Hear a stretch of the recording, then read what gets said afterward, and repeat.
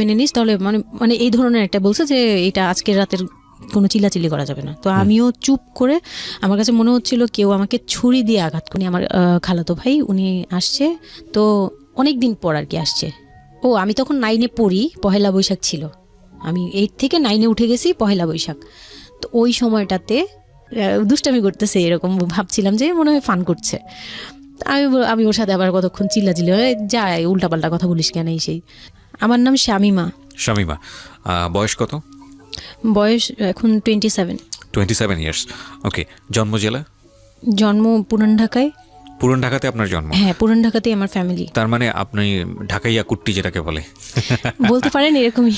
আচ্ছা, পুরান ঢাকার ভাষা পারেন? হ্যাঁ। ওকে, ঠিক আছে, আপনি যে ভাষাতে যেভাবে বলতে কমফোর্ট ফিল করেন সেভাবেই বলবেন। তো আমাদের এই যে অনুষ্ঠানটি জীবন গল্প, এটা নিশ্চয়ই আপনি শুনেছেন এর আগে? হ্যাঁ, শুনেছি। ওকে, ঠিক আছে, তাহলে আপনার আইডিয়া আছে। জি বলুন, আপনি কি গল্প আজকে আমাদেরকে শোনাতে এসেছেন? আমি আমার ছোটবেলা থেকে মানে জন্ম থেকেই শুরু করতে চাচ্ছি। জি শিওর। আমি হচ্ছি আমার বাবা যিনি ছিলেন উনিও পুরান ঢাকার, আমার মাও পুরান ঢাকার। তো আমি যদি আমার গল্পটা বলতে চাই তাহলে আমার একদম জন্মের আগে, মানে আমার বাবা আমার বিয়ে থেকে শুরু করতে চাচ্ছি। নিশ্চয়ই নিশ্চয়ই, নো প্রবলেম। তো আমার বাবা ছিলেন একজন ব্যবসায়ী পুরান ঢাকার। আচ্ছা। আর আমার মানে পাশাপাশি উনি হোমিওপ্যাথিক ডাক্তারও ছিলেন। ওকে। তো খুব ভালো একজন মানুষ ছিলেন। আর আমার আম্মু ছিলেন জমিদার, মানে জমিদার টাইপের, পুরান ঢাকায় লাইক জমিদার যেরকম থাকে আর কি, জমিদার বাড়ির মেয়ে ছিলেন। মানে পুরান এমন কি ছিল যে আগের পিতামহ বা প্রপিতামহ যেটাকে বলি জমিদার ছিল, এরকম কোনো ব্যাপার চলছে? এরকম মানে আমার নানাই ছিলেন জমিদার। ওই এলাকার সব বিচার সালিশ উনি করতেন, প্রভাবশালী ছিলেন, প্রভাবশালী খুব। জি। তো ওই দিক থেকে আমার বাবা তো বিয়ের প্রস্তাব দেয়নি, মানে ফ্যামিলি থেকেই। আমার বাবার আবার একটা বিয়ে করেছিলেন আরো 8 বছর আগে আমার আম্মুকে বিয়ে করার, ওটা ছিল লাভ ম্যারেজ। তো আব্বু আর ওই বড় আম্মু একসাথে পড়াশোনা করতেন, ওই দিক থেকে দুইজন পরিচয় হয়ে বিয়ে হয়েছিল। কিন্তু 1.5 বছর পরে আমার ওই বড় আম্মু মারা যায়, অসুস্থ হয়ে মারা যান। তারপর আমার আব্বু আর বিয়ে করবেন না এরকম বলেছিলেন যে আর বিয়ে করব না। তারপর প্রায় 8 বছর পরে আমার দাদু আর ফুপ্পিরা মিলে মানে আমার আম্মুকে চুজ করে তারপর বউ করে নিয়ে আসেন। তো আমার আম্মু খুব অসুস্থ থাকতেন প্রায়, আমার আম্মু একটু ফিজিক্যালি একটু দুর্বল। আচ্ছা। তো ওইখান থেকে আমার আম্মুর বিয়ের প্রায় 2-3 বছর পরে আমার একটা বোন হয়। সেই বোনটা মারা যায় 6 মাসের মাথায়, আমার বোনটা মারা যায়। বোনটা মারা যাওয়ার পরে আমার আরেকটা কথা আমি এখানে ভুলে গেছি, যে আমার যে ফার্স্ট মা ছিলেন মানে বড় মা, আমার আব্বুর যে রিলেশন ছিল, ওইখানে একটা মেয়ে হয়েছিল। ওই মেয়েটার প্রায় 6 মাসের মাথায় মানে পেট খারাপ করে অসুস্থ হয়ে মারা যায়। তো তার পরপরই আমার বড় মাও মারা যায়।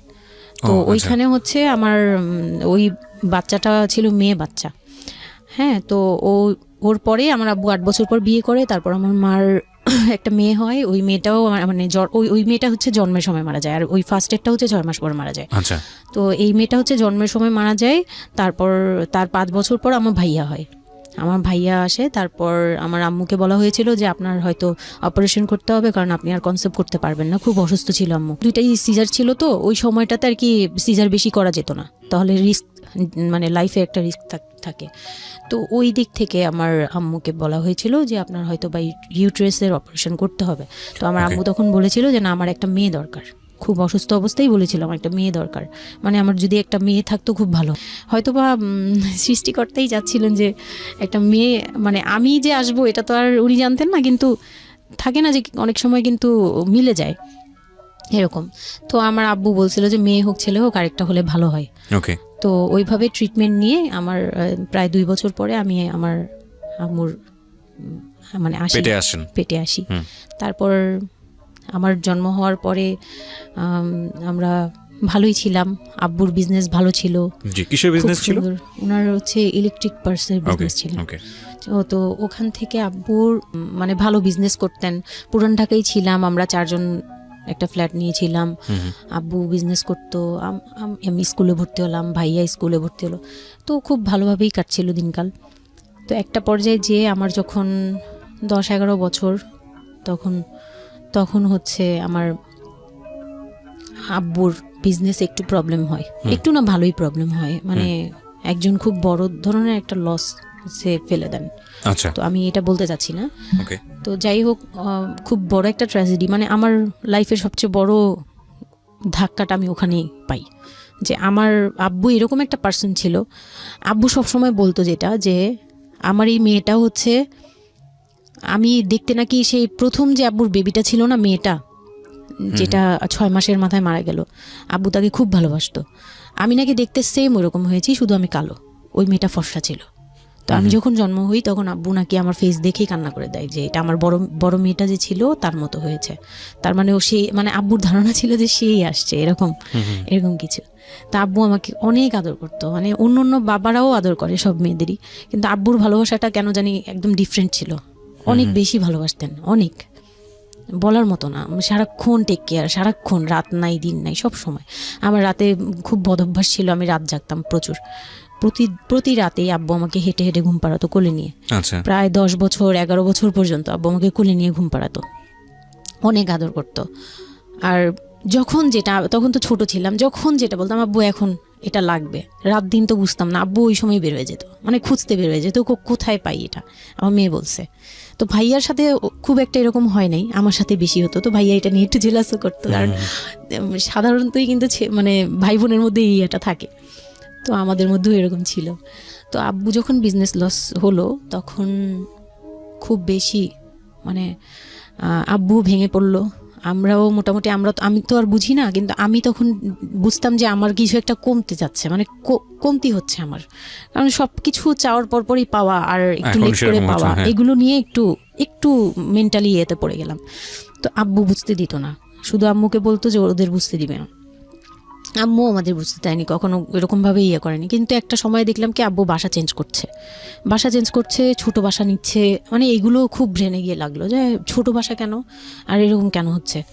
আব্বু আস্তে আস্তে ব্যবসা গোটাচ্ছে, নতুন কিছু করার চিন্তা করছে, মানে এগুলো নিয়ে আমিও খুব ডিপ্রেসড হয়ে গেলাম। তখন আমি ক্লাস 6-এ 7-এ পড়ি, এরকম হবে 7 থেকে 8-এ উঠবো এরকম। তো আব্বু সব কিছু গুটিয়ে চলে যাচ্ছিল ওনার এলাকায়, মানে দয়াগঞ্জের ওই সাইডে, মানে আমার দাদির এলাকা যে সাইডটা, ওই সাইডটাতে চলে যাচ্ছে। ওখানে চলে যাচ্ছে, বলছে আমি ওখানেই বিজনেস করবো, ওখানে একটু মানে রুম রেন্টও কম, আমি ওখানেই চলে যাব। আর আব্বুর যে ফ্ল্যাট একটা কিনেছিল, আব্বু এর মাঝখানে একটা ফ্ল্যাট কিনেছিল কিস্তিতে, তো ওইটাও সেল করে দেয়, সেল করে বিজনেসে ওইটাও ইনভেস্ট করে। এটা একটা বোকামি করে আমার আব্বু। যাই হোক, উনিও বুঝতে পারেনি। তো ওখানে যাওয়ার পরে সেখান থেকে আব্বু আর কিছু করতেই পারলো না। আর আমাকে করলো কি, ওই সাইডটা একটু মানে রাফ এলাকা, তো যে এলাকায় আব্বুরা মানে ওখানে গেল একটু অন্য ধরনের, মানে একটু ইফটিজিং বেশি হয়, এইসব প্রবলেম ফেস করতে। আর আব্বু তো আমাকে বাসা থেকে বের হতে দিত না, আর ওই সময় আমাকে বোরকা পরাতো, তখন 10-11 বছর বয়স, কিন্তু ওই সময় আমাকে বোরকা পরাতো। তো ওই দিক থেকে চিন্তা করেছে যে এখান থেকে স্কুল চেঞ্জ করতে হবে, 8-এ উঠে যাচ্ছে মেয়েটা, তো এখান থেকে স্কুল না চেঞ্জ করে ওর মামার বাসায় থাকুক, আমার ছোট মামার বাসায় আর কি। আমরা তো নানু বাড়ি তো আমার ওইখানেই, বংশাল সাইডে আর কি। তো ওইখানে আমার মামা বাসায় নানু বাড়িতে রেখে আমার আব্বু যায়, কিন্তু রাখতে চায় না প্রথমে। আমার আম্মু খুব রিকোয়েস্ট করে যে এখানে ভালো থাকবে। আর আমার মামা ওইখানকার, আবার নানার পরে আমার মামাই ওখানে মোটামুটি প্রভাবশালী, মানে নানার যে প্রভাবটা ওটা আমার মামা পেয়েছে, মানে ওখানে বিচার টিচার যা হয় সব মামা করে, এখনও করে। তো ছোটো মামার বাসায় গেলাম, মামি আমাকে খুব আদর করতেন, মামি আমাকে অনেক স্নেহ করেন, সত্যি কথা এখনও অনেক স্নেহ করেন, কিন্তু আমার যাওয়া হয় না, ওটা আমি পরে বলছি। তো ওখানে ছিলাম, মামার বাসায় গেলাম, খালার ছেলে, বড় ছেলে, হ্যাঁ, উনি হচ্ছে আমার মানে মামার বাসায় আসছে হঠাৎ করে। আমি জানতাম না যে কেন আসছে, মাঝে মাঝে দেখা হলে সালাম দিতাম। কি নাম ওনার নাম রিপন। ওকে। তো উনি হচ্ছে আমার মামার বাসায় আসছে। আপনার খালাতো ভাই উনি আমার খালাতো ভাই, উনি আসছে। তো অনেক দিন পর আর কি আসছে। আমি তখন 9-এ পড়ি, পহেলা বৈশাখ ছিল, আমি 8 থেকে 9-এ উঠে গেছি পহেলা বৈশাখ। তো ওই সময়টাতে তাকে দেখলাম যে সে আমাদের বাসায়, রিপন। হ্যাঁ। তো আমি সালাম দিলাম, ভাইয়া কেমন আছেন, কারণ উনি আমাদের অনেক সিনিয়র। আপনি তখন ক্লাস 9-এ পড়েন? হ্যাঁ, 8 থেকে 9 আর কি। 8 থেকে 9, ওকে। হ্যাঁ। তো ওই সময় আমি দেখে বললাম, ভাইয়া কেমন আছেন, চা খাবেন? তো আমার মামা বললো, হ্যাঁ চা বানিয়ে নিয়ে আসো। তো আমি গিয়ে পরে শুনি যে আমার মামাতো ভাই আমাকে বলতেছে যে আমার মামাতো ভাই আবার আমার একদম মানে আপন ভাইয়ের চেয়েও বেশি বলবো, কারণ ওর সাথে আমি সব কিছু, মানে ও আর আমি একসাথে বড় হয়েছি, কখনো মনে হয়নি যে এটা আমার মামাতো ভাই, নিজের ভাই মনে হতো। তো আমার বলতেছে যে তুই তো এখন আন্টি হয়ে যাবি, মানে দুষ্টুমি করতেছে যে তুই তো এখন বড় ভাবি হয়ে যাবি, হ্যান তেন। আমি বলি কেন? বলে রিপন ভাই না তোরে বিয়ে করতে চায়। তো আমি খুব হেসে দিলাম, হেসে দিলাম, মানে আমি বলতেছি যে দুষ্টামি করতেছে, এরকম ভাবছিলাম যে মনে হয় ফান করছে। আমি ওর সাথে আবার কতক্ষণ চিল্লাচিল্লি যায়, উল্টাপাল্টা কথা বলিস কেন এই সেই। তো এগুলা নিয়ে ওরা সবাই মিলে আমার সাথে বলতেছে, বলে কি কেমন কথা হলো। উনি বয়সে কত বড় ছিল আপনার থেকে? আমার তখন 13 আর উনার তখন ধরেন 37। 24 বছরের বড়, মানে আপনার না 24 বলতে এখানে, হ্যাঁ 24 বছরই তো বড়, তাই তো? ও মাই গড, ওকে। তো উনি তখন, আমি ভাবতেই পারিনি যে এই লোকটার সাথে আমার বিয়ে দিবে সবাই। মানে ও বললে তো এটা পাগলামি মনে করার কথা, যে এটা একটা পাগলামি, এটা কেমন কথা ক্লাস 9 এ পড়া যে উনি যদি মানে লিগ্যাল বয়সে বিয়ে করতে হয় তো আমার সমান একটা বিয়ে বাচ্চাই থাকতো। হ্যাঁ, তা আমি না ভাবতেই পারিনি তখন। তারপরেও না আমি চুপ হয়ে গেছি, আমি এই ব্যাপারে ডিসিশন দেওয়ার মতো বয়স আমার ছিল না, জ্ঞানও ছিল না। তো হুট করে আমার মামা মামি আমাকে জিজ্ঞেস করারও প্রয়োজন বোধ করেনি বা জানানোরও প্রয়োজন, কি কারণে জানি না, তবে ওনারাই ডিসিশন নিয়ে বলল যে আমার আব্বু আম্মুকে জানালো, আমার মেঝো খালা যে মানে আমার আম্মুর ইমিডিয়েট বড় যে, উনাকে আমার আব্বু আম্মুর কাছে পাঠায়। আর আমার আব্বু আম্মু তখন থাকে হচ্ছে তারই আমার এক ফুপির বাসায়, বাসা ভাড়া নিয়ে থাকে আর কি। তো ফুপির বাসায় থাকে, ফুপির নিজের বাসা, তো ওখানে থাকে। তো আব্বুর কাছে পাঠায়, তখন আমিও যাই ওই বাসায়। তো আমি তো আর জানি না এই কথা বলতে আসবে। আমি আবার ভাইয়ার সাথে বসে বসে গল্প করতে থাকি, ভাইয়া ছিল, ফুফাতো বোন ছিল, আমরা একসাথে গল্প করতে থাকি। তো হঠাৎ করে শুনি যে একটু মানে আমার খালা খুব জোরে সোরে বলতেছে, মানে চিল্লাচিল্লি করে বলতেছে যে যদি এই বিয়ে না হয় তাহলে আমাদের সাথে তোদের কোনো কন্ট্যাক্ট নেই, আজকে থেকেই বন্ধ। আচ্ছা, হ্যাঁ, এই বিয়ে হতেই হবে। কেন হতে হবে? আমার আব্বু বলছে কেন হতে হবে, আমার মেয়ে তো অনেক ছোট, ও তো এই সংসারের ভার নিতে পারবে না, বলো ওগুলো আমরা দেখবো, ওরে আমরা বাচ্চার মতো পালবো। মানে উনি বলতেছে আমি দায়ভার নিলাম, আমি সবকিছু নিলাম, এইভাবে বলতেছে আমি সবকিছু দেখবো, এগুলা নিয়ে কোনো টেনশনের কিছু নাই, নিজেদের মানুষ, এর চেয়ে ভালো কোনো অফার কোনো দিন পাবা না, মানে এর চেয়ে ভালো কোনো প্রস্তাব আসবে না, এই না সেই না, সেই অনেক কিছু বলতেছে। আব্বু আম্মুকে কনভিন্স করতেছে যে এইটা যদি তোমরা হাতছাড়া করো তাহলে আর কখনো মেয়ের জন্য ভালো কিছু পাবা না, আর আমাদের সাপোর্ট তো জীবনেও পাবা না, তোমাদের একটা সাইড পুরো বন্ধ হয়ে যাবে, মানে আমাদের সাথে তোমাদের একদম রিলেশন শেষ, তোমাদের মেয়ে এখনই রেখে যাব, তোমরা কি করবা করো। তো আমার আব্বু ওই দিক থেকে একটু দুর্বল ছিল। পরে আমি এটা শুনে কান্না করে দিছি, মানে সাথে সাথে কান্না করে দিছি। তো আমার ভাইয়াও বুঝছে, আমাকে নিয়ে ছাদে চলে গেছে। আমার ফুফাতো বোন, ভাইয়ার এক খুব ক্লোজ ফ্রেন্ড ছিল, ছোটবেলার বন্ধু, সেও আমাকে খুব আদর করতো বোনের মতো, সেও গেল উপরে, বলতেছে আপু তুই কান্না করিস না, আমরা দেখতেছি কি করা যায়। তো আমার ভাইয়া বলতেছে, বলে কি আমি ওরে নিয়ে কোথাও পালিয়ে যাই, আমার মনে হচ্ছে যে আমি ওকে নিয়ে এখন কোথাও পালিয়ে যাই, যে রিপন ভাই এটা কিভাবে এটা বলতে পারে যে বিয়ে করবে ওকে। তো আমি খুব কান্নাকাটি করছিলাম। আমার খালা চলে গেল, খালা চলে যাওয়ার পরে আমার ভাইয়া আব্বুকে যে কি বলছে জানি না, আব্বু আবার ছাদে আসছে, আমি কান্না করতেই আসি, মানে তখন কন্টিনিউ কান্না করতেছি। তো আমার আব্বু ছাদে এসে যেটা বললো যে, আমার আব্বু তখন বললো যে, বলে আমি তোমাকে নিয়ে মানে বনে চলে যাব দরকার পড়লে, কিন্তু আমি ওর কাছে তোমাকে দিব না। তো আমি দেখলাম যে আব্বু ফিজিক্যালি, মেন্টালি, আর্থিকভাবে সব দিক থেকে দুর্বল, এখন আমাকে নিয়ে যদি বের হয় সে পারবে না, এটুকু বুঝলাম, তার দ্বারা সম্ভব না এটা।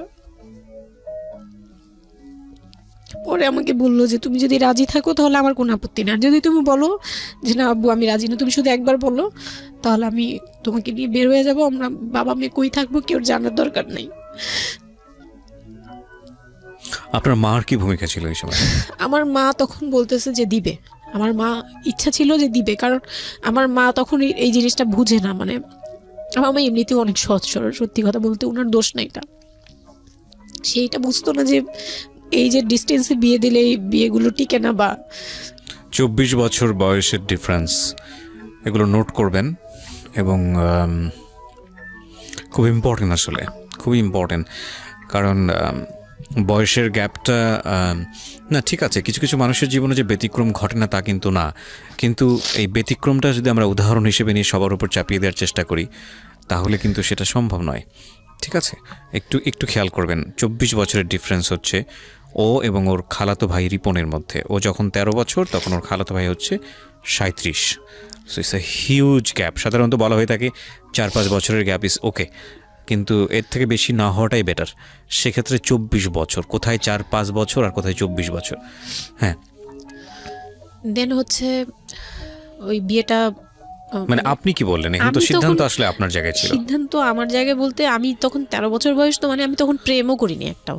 মানে একটা এজ থাকে কিন্তু সবকিছুরই, মানে তখন দেখতাম যে আশপাশে মানে যারা কলেজে পড়ে, আমার একটা টার্গেট ছিল যে আমিও একদিন কলেজে পড়বো, যাব। আমার ভাইয়াও বলতেছে, বলে আমিও আপনার সাথে যাব। তো আমি দেখতেছি আব্বু এমনিতেই 1 থেকে 1.5 বছর বা 2 বছর ধরে এরকম সার্ভাইভ করতেছে, মানে নিজে যুদ্ধ করে পারতেছে না, কাজকর্ম সব কিছু বন্ধ হয়ে গেছে, মানে বিজনেস টিজনেস সব গুটিয়ে ফেলছে। তারপর উনি যে এখন নিজে চলবে ওইটাই চলতে পারতেছে না, মানে খুব কষ্ট হচ্ছে আমাকে। আমার মতো মানে আমাকে যেখানে উনি একটা রাত 24 ঘন্টা একবার হলো আমাকে দেখতে হতো, ওই জায়গায় আমার মামার বাসায় ফেলে রাখছে। প্রতিদিন হেঁটে যেত, দেখে আসতো, একবার হলেও দেখে আসতো, মানে এরকম কষ্টগুলো করছে। ওই দিক থেকে চিন্তা করে দেখলাম যে না, আমার আসলে উনাকে প্রেশার দেওয়া উচিত না, ওনার উপর ছেড়ে দিই। তখন আর কি এটাই মাথায় কাজ করছে যে আব্বু আপনি যেটা বলবেন সেটাই। পরে তার 1 সপ্তাহের মধ্যে 14 এপ্রিল পহেলা বৈশাখ আর 23 তারিখে আমার এঙ্গেজমেন্ট হয়। এঙ্গেজমেন্ট হয়ে যায়। হ্যাঁ, ওই উনি একদম খুব তাড়াহুড়া করে যে এঙ্গেজমেন্ট হতে হবে, বিয়ে হতে হবে খুব শীঘ্রই। তো ওইভাবে এঙ্গেজমেন্ট হয়। মানে এঙ্গেজমেন্টের পরেও আমি একদম স্টপ, আমার মাথায় কিছুই, তখন আমি পুরোপুরি ব্ল্যাঙ্ক, মানে আমি যে নিজের থেকে কিছু বলবো কিছু করব আমার ভিতরে ওইগুলো আর কাজ করছিল না। স্কুলে যাইতাম, অনেক সময় যাই না, এরকম আর কি, যে যেতে ইচ্ছে করলে যাই, না ইচ্ছে করলে যাই না, ওকে, এরকম হয়ে গেলাম। এঙ্গেজমেন্টের 3 মাস পরে বিয়ে হওয়ার কথা ছিল, কিন্তু ঘুরতে ঘুরতে 4 থেকে 5 মাস ইয়ে হলো। তো 2004-এ 4 থেকে 5 মাসের মধ্যে সে আমার সাথে অনেকবার দেখা করতে চাইছে, কেউ দেখা করতে দেয়নি, কারণ আমার ফ্যামিলি খুব রেস্ট্রিক্টেড ছিল এইসব ব্যাপারে, কেউ দেখা করতে দেয়নি। আর আমিও ভয় পেতাম, তো আমি খুবই ভয় পেতাম, উনাকে অনেক ভয় পেতাম, সোজা কথা আমি উনাকে খুব ভয় পেতাম।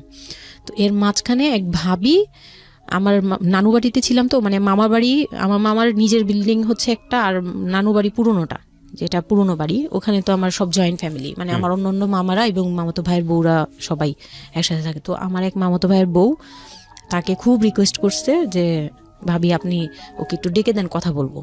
তো আমার মামাতো ভাইয়ের বউ মনে করছে যে সে তো তাদের তো বিয়েই হচ্ছে, তো সমস্যা কি, ডেকে দিই।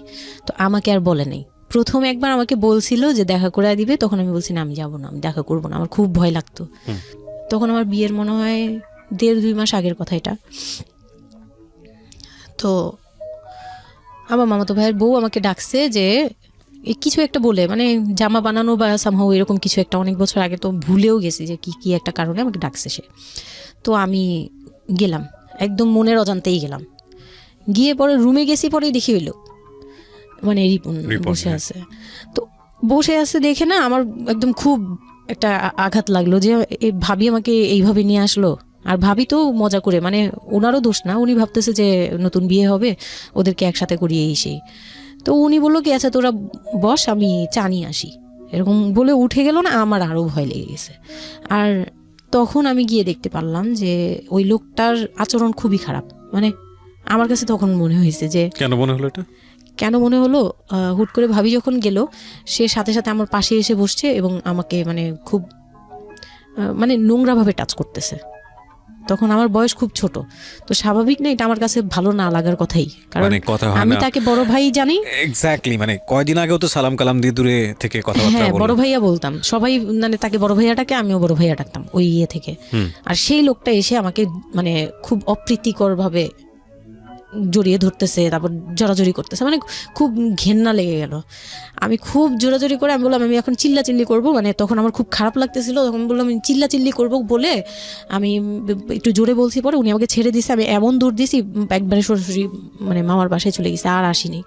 আর ওখানে গিয়ে অনেক কান্নাকাটি করছে যে এখন তো নাও করা যাবে না, আর এই লোকটা এরকম কেন, এই লোকটা তো তাহলে বিয়ের পরে, মানে আমার একটা ভয় ঢুকিয়ে গেছে যে এই লোকটা তো তাহলে আমাকে না জানি কি করবে, এরকম একটা ভয় ঢুকিয়ে গেছে। তখন তো ছোট ছিলাম, আর আমাদের ওই সময়টাতে তো এত মিডিয়া ছিল না যে আমরা এত কিছু বুঝবো যে এই আর কি।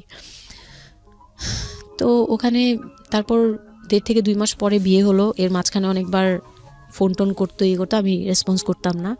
তো বিয়ে যেদিন হলো বিয়ের রাতের কথাটা কি বলবো? নিশ্চয়ই আপনার যদি মনে হয় যে বিষয়টা সামাজিকতার জায়গাটা থেকে খুব সেন্সিটিভ, একটা মেয়ের মানসিকতার জায়গাটা থেকে, যেটা আসলে এটা আমার বলার মতো শক্তিও নাই। সত্যি কথা বলতে আমি এটাই আমার লাইফের সবচেয়ে বড় ট্র্যাজেডি, বিয়ের রাত। হয়তো আপনি খেয়াল করছেন কিনা জানি না, কিন্তু আপনি মাঝখানে বললেন যে আমি অ্যাফেয়ার করবো কিভাবে, আমার মন তো তখনই ভেঙে দিছে। আমার ভিতরে একটা ভয় কাজ করে।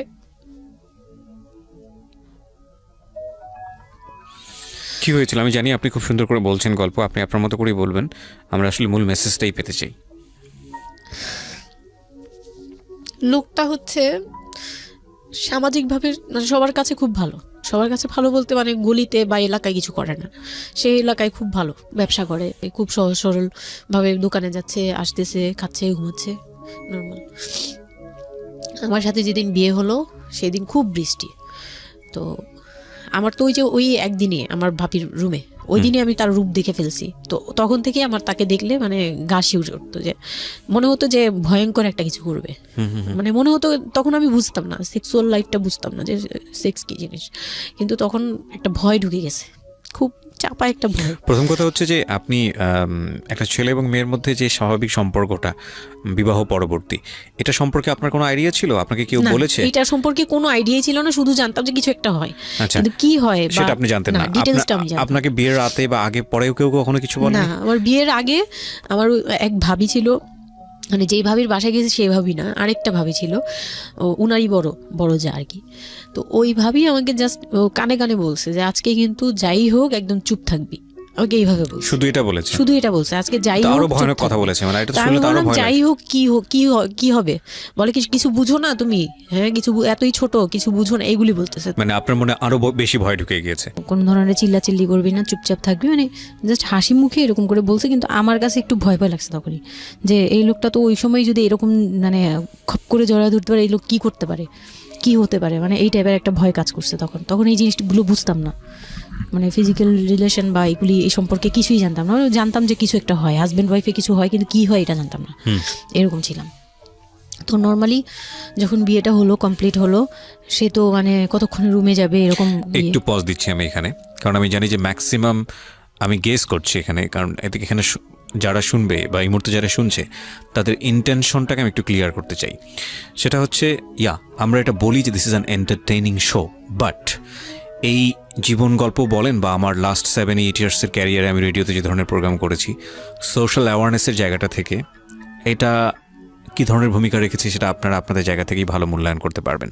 বাট আমি একটু করজোরে আপনাদের কাছে একটা মিনতি করতে চাই, এই ঘটনাটাকে সিনেমা হিসেবে না দেখে, সিনেমার পর্দায় কিছু একটা ঘটতে যাচ্ছে এরকম একটা কিছু হিসেবে না দেখে, রেডিও হিসেবে না দেখে, একটু নিজের জায়গা থেকে চিন্তা করে দেখবেন, বা যদি বিষয়টা এরকম হয় একটা মানবিক জায়গা থেকে একটু চিন্তা করে দেখবেন। 24 বছরের গ্যাপ হাজব্যান্ড আর ওয়াইফের মধ্যে, 24 ইয়ার্স, 13 বছরের একটা মেয়ে, যে মেয়েটার জীবনে প্রেম বলতে কোনো কিছু আসেনি, শারীরিক সম্পর্ক কি সে বোঝেই না, এবং দ্বিতীয়ত যে বিষয়টা ইম্পর্টেন্ট, বয়ঃসন্ধিকালের একেবারে ইনিশিয়াল স্টেজে সে আছে, সে জানি না আসলে বিষয়গুলো কি। আর 37 বছর মানে হচ্ছে আমাদের পার্সপেক্টিভ থেকে, আমাদের সামাজিকতার জায়গা থেকে একটা ছেলে যখন একদম এই সমস্ত স্টেজ, প্রেম বলেন, শারীরিক সম্পর্ক বলেন, বা অন্যান্য যে বিষয়গুলো আছে সেগুলো বলেন, সেগুলো অতিক্রম করে মোটামুটি বৈষয়িক হয়ে গেছে। বৈষয়িক বলতে আমি যেটা বোঝাচ্ছি, এই জীবনে এসে দায়িত্ব ছাড়া অন্য কোনো কিছু থাকে না 37 কিংবা 40 বছরের পর থেকে, এরকম একটা স্টেজে আছে। তার মানে ওদের মধ্যে মেন্টাল ম্যাচিংয়ের কত বড় একটা গ্যাপ। সেই জায়গাটা থেকে ছেলেটা যদি মেয়েটাকে বুঝতে না চেষ্টা করে, বিশেষ করে ছেলের দায়িত্ব, কারণ যেহেতু সে সিনিয়র, যদি বুঝতে না চেষ্টা করে, তাহলে এটা কতটা অমানবিক এবং কতটা পাশবিক, কতটা ভয়ঙ্কর হতে পারে মেয়েটার জায়গাটা থেকে, এটা একটু চিন্তা করবেন। সো বিশেষ করে যারা বাসরাত বিষয়টাকে মাথায় রাখছেন, তাদেরকে আমি বলবো প্লিজ থিঙ্ক লাইক দিস। হ্যাঁ, এখানে একটু মানবিক হওয়া প্রয়োজন। এখানে যদি আমরা শুধু এন্টারটেনমেন্ট হিসেবে বিষয়টাকে নেই, তাহলে আমি আসলে যে কারণে এই বিষয়টা আনতে চাচ্ছি সেই মেসেজটা ক্লিয়ার হবে না। Okay, so please feel the story actually. তারপর বিয়ের দিন যেটা আর কি, রাতের বেলা সবাই আমাকে নিয়ে আসলো বাড়িতে, মানে ওনাদের বাসায়। তো ওই বাসায় হচ্ছে একটা রুম, মানে প্রথম হচ্ছে বাসায় ঢুকেই কোনো বারান্দা টারান্দা কিছু নেই, শুধু রুম আর সিঁড়ি, সিঁড়ি ঘর। মানে পুরান ঢাকার বাসাগুলো একটু বেশি হয়তো খুব ছোট ছোট হয়তো, টাইপের হয়। হ্যাঁ, আমি একদম। একসময় জিএসআরসিতে কাজ করতাম, আমার ফার্স্ট জব ছিল ওটা, আমি সার্ভে করেছিলাম পুরান ঢাকায়। সেটাই আমার প্রথম পুরান ঢাকায় যাওয়া, এবং আমার কাছে মনে হয়েছিল যে আমি কোথায় এসেছি। অনেক ঘিঞ্চি ভাইয়া, না, এখনো এটা কারণটা এখন হচ্ছে কি, নাই পুরান হয়তো। ঢাকা নিয়ে অনেকেই অনেক কিছু বলেন, কারণ ঢাকায় যারা, তাদের কাছে পুরান ঢাকাটা একটা নস্টালজিক জায়গা। আমি তো আর ঢাকায় বড় হইনি, না। সো আমার কাছে ঢাকা, আমি যখন ঢাকায় প্রথম পাড়া দিয়ে যখন পাবলিক বাসে উঠেছিলাম, তখন আমার কাছে মনে হচ্ছে আল্লাহ আমি কোথায় আসলাম, এই জায়গায় আমি কেন আসলাম। তো নর্মালি হচ্ছে ঢাকায় এরকম। তারপরে যখন পুরান ঢাকায় গেলাম, পুরান ঢাকার সাথে আমার ওই ধরনের অ্যাটাচমেন্ট কখনোই ছিল ওটা না। অনেক বেশি, অনেক ঘিঞ্চি ভাইয়া। আমার মনে আছে চকবাজারের যেই চকবাজার নামে একটা যে জায়গা আছে, ওখানে হ্যাঁ, চুরি চকবাজার। পট্টি বা কি যেন একটা আছে না, যে মেয়েদের কসমেটিক্স বিক্রি করে, হ্যাঁ। ম্যাক্সিমাম হচ্ছে নকল, আমি জানি না এখন কি রকম আছে।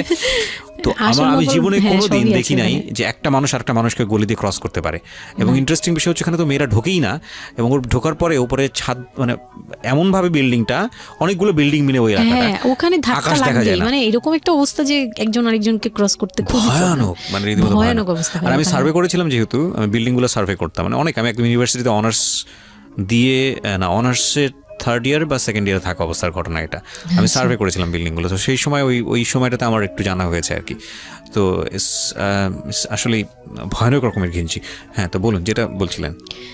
তো যেটা বলছিলাম যে ওই রাতে ওই একটা রুম, এরকম রুমের উপরে রুম, তার উপরে রুম, মানে সিঁড়ি রুম এরকম। আর প্রথম যে রুমটা, মানে নিচতলায় যে রুমটা ছিল, সেই নিচতলা রুমের সিঁড়ির নিচে ছিল চুলা আর বাথরুম, সিঁড়ি কর্নারে। ওকে, মানে এটা হচ্ছে তো নিজের বাড়ি, ওকে, এইটুকুই ছিল এই মানে লোকটা। 3টা রুম, মানে হচ্ছে হলো এক ধরনের বিল্ডিং, একটা বিল্ডিং, হ্যাঁ, একতলা, দুতলা, তিনতলা এরকম বিল্ডিং, বা 3টা রুম। বিল্ডিং, হ্যাঁ 3তলা বিল্ডিং, কিন্তু 3টা রুম, সিঁড়ি আর রুম। মানে নিচের কত যে- অল্প জায়গার মধ্যে এই জিনিসটা ম্যানেজ করেছে। হ্যাঁ, আমি পরে শুনেছি যে এটা আধা কাঠারও নিচে, আধা কাঠার নিচে, ওই তো হ্যাঁ, 1 আধা শতক, কাঠারও 1 শতক বা হাফ শতক জমি যেটাকে বলে। হ্যাঁ হ্যাঁ, শুধু একটা রুম আর সিঁড়ি, জাস্ট এইটুকু। তো ওইটুকুর মধ্যেই মানে বাড়িটা। তো ওই বাড়িতে আমার খালার বাড়ি ছিল, আমি তো প্রায়ই যেতাম, বেড়াতে যেতাম ছোটবেলায়। তো আমাকে নিয়ে গেল, আর 3তলার রুমে সবচেয়ে পরের রুম যেটা, ওটাতে আবার আমার মানে মেঝো দেবর সম্পর্কে ছিল যে, সে আমাদেরও মানে আমার বিয়ের 12 বছর আগে বিয়ে করে ফেলছে। সে লাভ ম্যারেজ করছে, মানে উপযুক্ত বয়সে বিয়ে করছে। আর আমার হাজবেন্ড আবার ছিল যে, উনি আবার খুব লেটে বিয়ে করছে, মানে সেটা আমরা বুঝতেই পারছি। 37, হ্যাঁ ফ্যামিলির দায়িত্ব পালন করে সবকিছু শেষ করে তারপর বিয়ে করছে। 37 আসলে খুব লেট না, কিন্তু 37 এর জায়গা থেকে 13 বিয়ে করাটা খুব অবিবেচক। হ্যাঁ, আমার জন্য তো সে অনেক বড়। রাইট। যাই হোক, তারপর ওই দেবরের যখন বিয়ের 12 বছর হয়ে গেছে, তখন উনি বিয়ে করছে।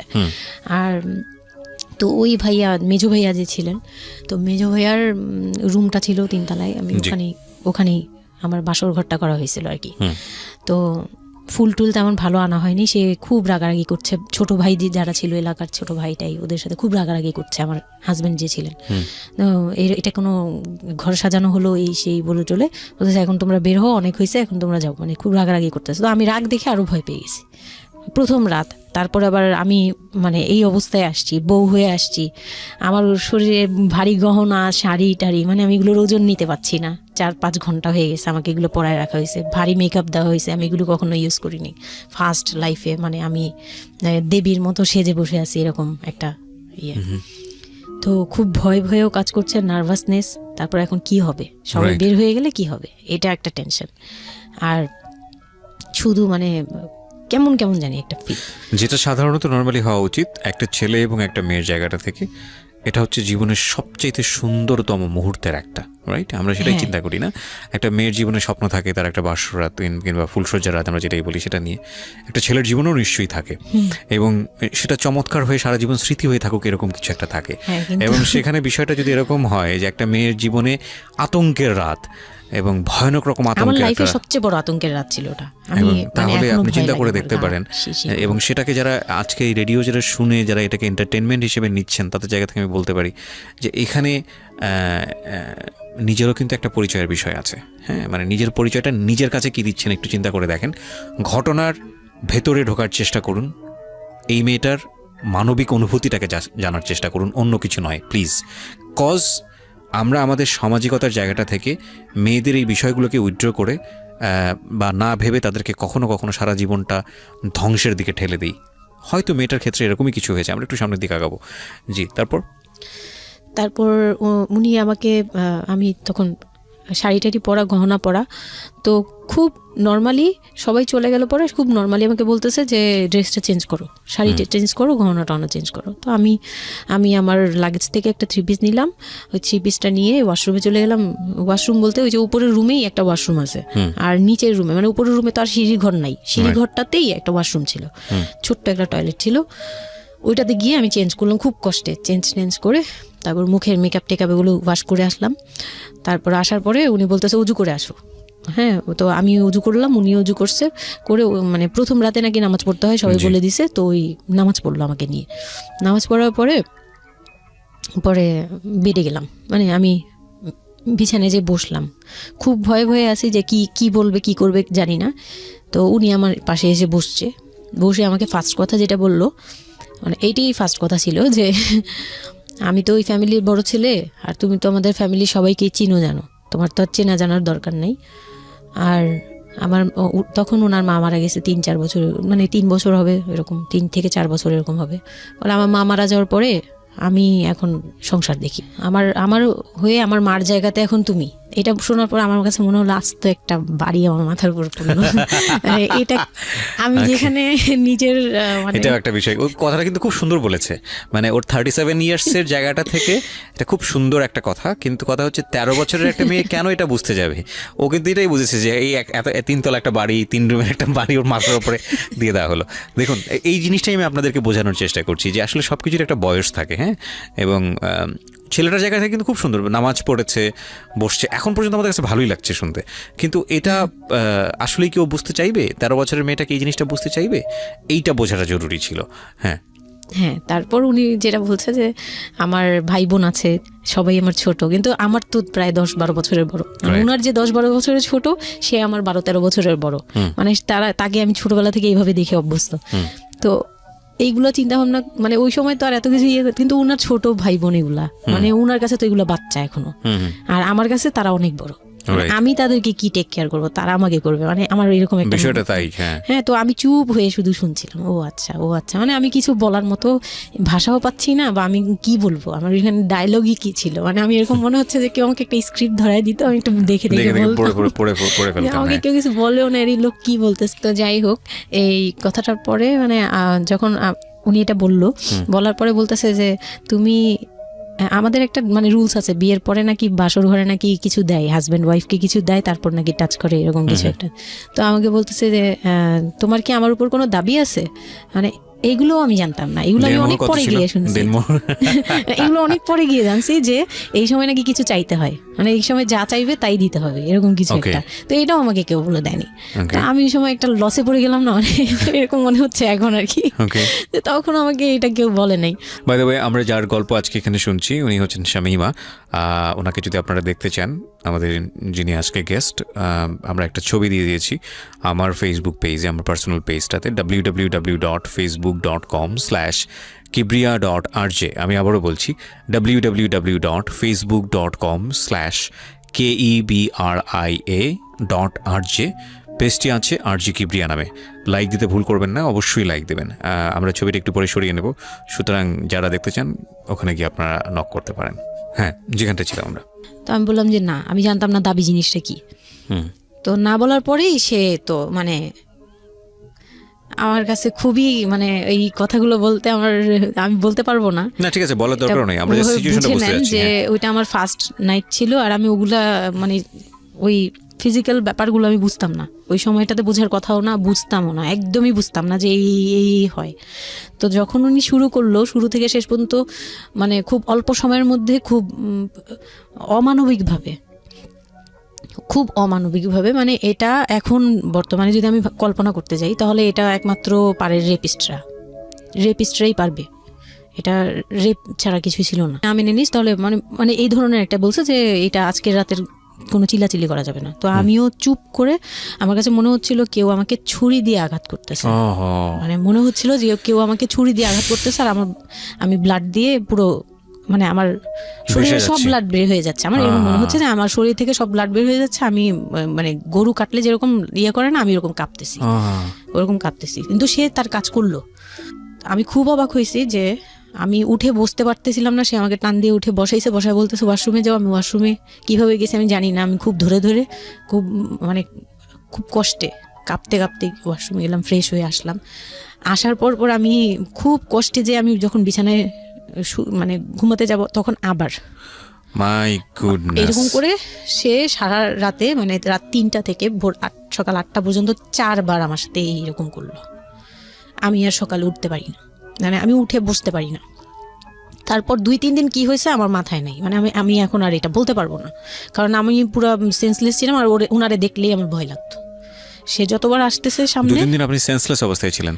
আমি জানি, মানে আমি সেন্স ছিল, কিন্তু আমি এখন গল্পটা বলতে পারবো না যে এই 2-3 দিনে কি হয়েছে। আচ্ছা আচ্ছা। এই 2-3 দিন আমার বৌভাত হয়েছে, আমাকে পার্লারে নিয়ে যাওয়া হয়েছে, কিন্তু আমি নিস্তব্ধ। আর তখন আমার মানে শারীরিক কন্ডিশন খুব খারাপ, কিন্তু সবাই বুঝতেছিল, কিন্তু কেউ বুঝতে দিচ্ছিল না আমাকে। মানে এভরিবডি অ্যাভয়েড দিস, মানে সবাই জিনিসটাকে অ্যাভয়েড করছে, তারা পার্টিটাকে এনজয় করছে। করছে। শুধু আপনার ফ্যামিলির সমস্যা না, এটা আমাদের পুরো সমাজেরই সমস্যা। এটা সমাজটাই অ্যাভয়েড করে। এবং আমার মনে আছে I face huge difficulty for the first time যখন আমি রেডিওতে এই ধরনের একটা, আমি নট আজকেই না প্রথম, আমি এটা আগে বিষয়গুলো খুব চ্যালেঞ্জ জায়গা থেকে আমি প্রচার করার চেষ্টা করেছিলাম। অ্যান্ড আই ফেস, এগুলো হয়তো আমার লিসনাররা কখনোই জানে না, আই ফেস হিউজ ডিফিকাল্টিস। যখন আমার প্রথম বইটা পাবলিশড হয় সেটা নিয়েও আমার একটা বড় ধরনের ডিফিকাল্টি ফেস করতে হয়েছে।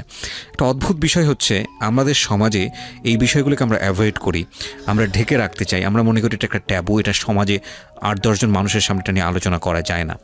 একটু চিন্তা করে দেখবেন আলোচনা করা যায় না এটা কোন অর্থে? যদি বিষয়টা নিয়ে সুড়সুড়ি দেওয়া হয়, যদি বিষয়টা নিয়ে এমনভাবে বলা হয় যে এটা এমনভাবে প্রেজেন্ট করা হচ্ছে যেটা একটা রগরগা বিষয়, এবং সেটা শুনে আরও কারোর মধ্যে এই ধরনের পাশবিক বা সে আসলে এন্টারটেনমেন্টের জায়গা থেকে নিয়ে এটাকে মজা হিসেবে নিল, বিষয়টা তখনই একটা প্রশ্ন আসে।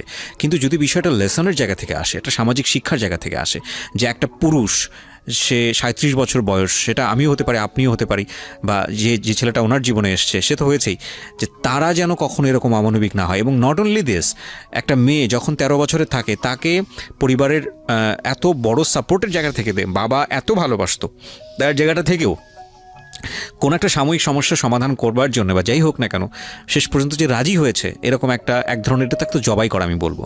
যে একটা মেয়েকে শুধু শারীরিকভাবে হয়তো সে যেই প্রবলেমটা ফেস করেছে ওই রাতে, সেটা হয়তো সে ধীরে ধীরে রিকভার করবে, কিন্তু সারা জীবনের জন্যে সে যে মেন্টালি ওই জিনিসটাকে ভয়ানক রকমভাবে একটা বাজে জায়গায় বাজেভাবে চিন্তা করা শুরু করলো মানুষের জৈবিক চাহিদার জায়গাটাতে, এটা তো একটা মানুষের থিঙ্কিংটাকে জবাই করে দেয়া, তাই না?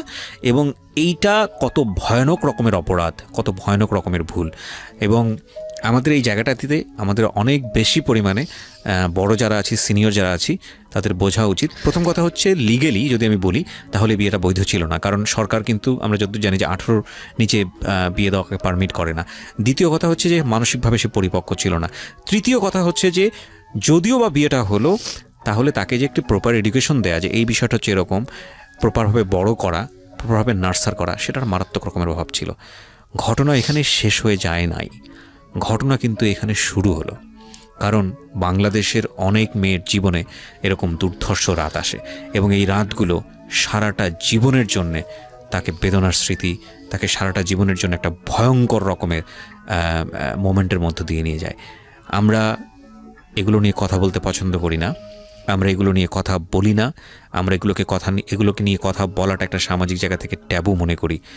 এই ট্যাবুর ধাক্কায় কত কত মেয়ের জীবন, কত কত মানুষের জীবন, কত কত সংসার জীবন নরকে পরিণত হয়েছে, সে খবর অনেকেই আমরা রাখি না, রাখার প্রয়োজন মনে করি না। But this is a very important issue, that's why I am discussing on this. Okay, বলুন আপনি। তারপর যেটা হচ্ছিল যে মানে ওই রাতের পর থেকে মানে ওই লোকটাকে আমার শুধুই দায়িত্ব মনে হয়েছে। মানে আমার কাছে মনে হতো যে এটা আমার দায়িত্ব, যে উনার বাসায় আমার থাকতে হবে, আর উনার সাথে থাকলে আমার এরকম করতে হবে। You feel like this, right? আপনি এই ঘটনা ঘটার পরে কি আপনি কারোর সাথে ডিসকাস করার সুযোগ পাননি যে না, আমি এরকম ক্লোজ কেউ ছিল না যে আপনার সাথে এরকম একটা বাজে ঘটনা ঘটছে, বা আপনি এটাকে রিকভার করতে পারছেন না মেন্টালি, বা আপনার সাথে যার বিয়ে হলো তাকেও বলতে পারছেন না যে আমার এইসব জিনিসগুলো? না, আমি উনাকে ভালোভাবে নিতেই পারছিলাম না। সোজা কথা, আমি উনার সাথে কোনো কিছু ডিসকাস করতাম না, বা অনেক পরে গিয়ে যখন ডিসকাস করেছি তখন উনি আমাকে উল্টাপাল্টা বুঝ দিয়েছে। মানে অনেক পরের সময়টাতে, হ্যাঁ, বাট ইট হ্যাপেন্স রেগুলারলি, না র্যান্ডমলি জিনিসগুলো হয়ে যাচ্ছিল আপনার সাথে? হ্যাঁ, প্রায় মাস থেকে 2-3 মাস এরকম হলো। তারপর মানে এটা আমি বলি যে প্রথম তো 4-5 দিন তো রেগুলার হলো, তারপর আমার ব্লিডিং অফ হচ্ছিল না, আমার কন্টিনিউ হচ্ছিল ব্লিডিং। তো এক সময় যে ব্লিডিংয়ের মধ্যেও তিনি অনেক বাজে ইয়ে করেছে। তো ওর পরে আমি বাসায় যেতে চাইলে বাসায় যেতে দিত না, এভাবে ইয়ে করে ফেললো। আর ফ্যামিলিগত যে ব্যাপারটা ছিল, যে আমার ফ্যামিলি তো তখন, আমার আব্বু তো তখন একদম মানে ফিনান্সিয়ালি খুব উইক ছিল।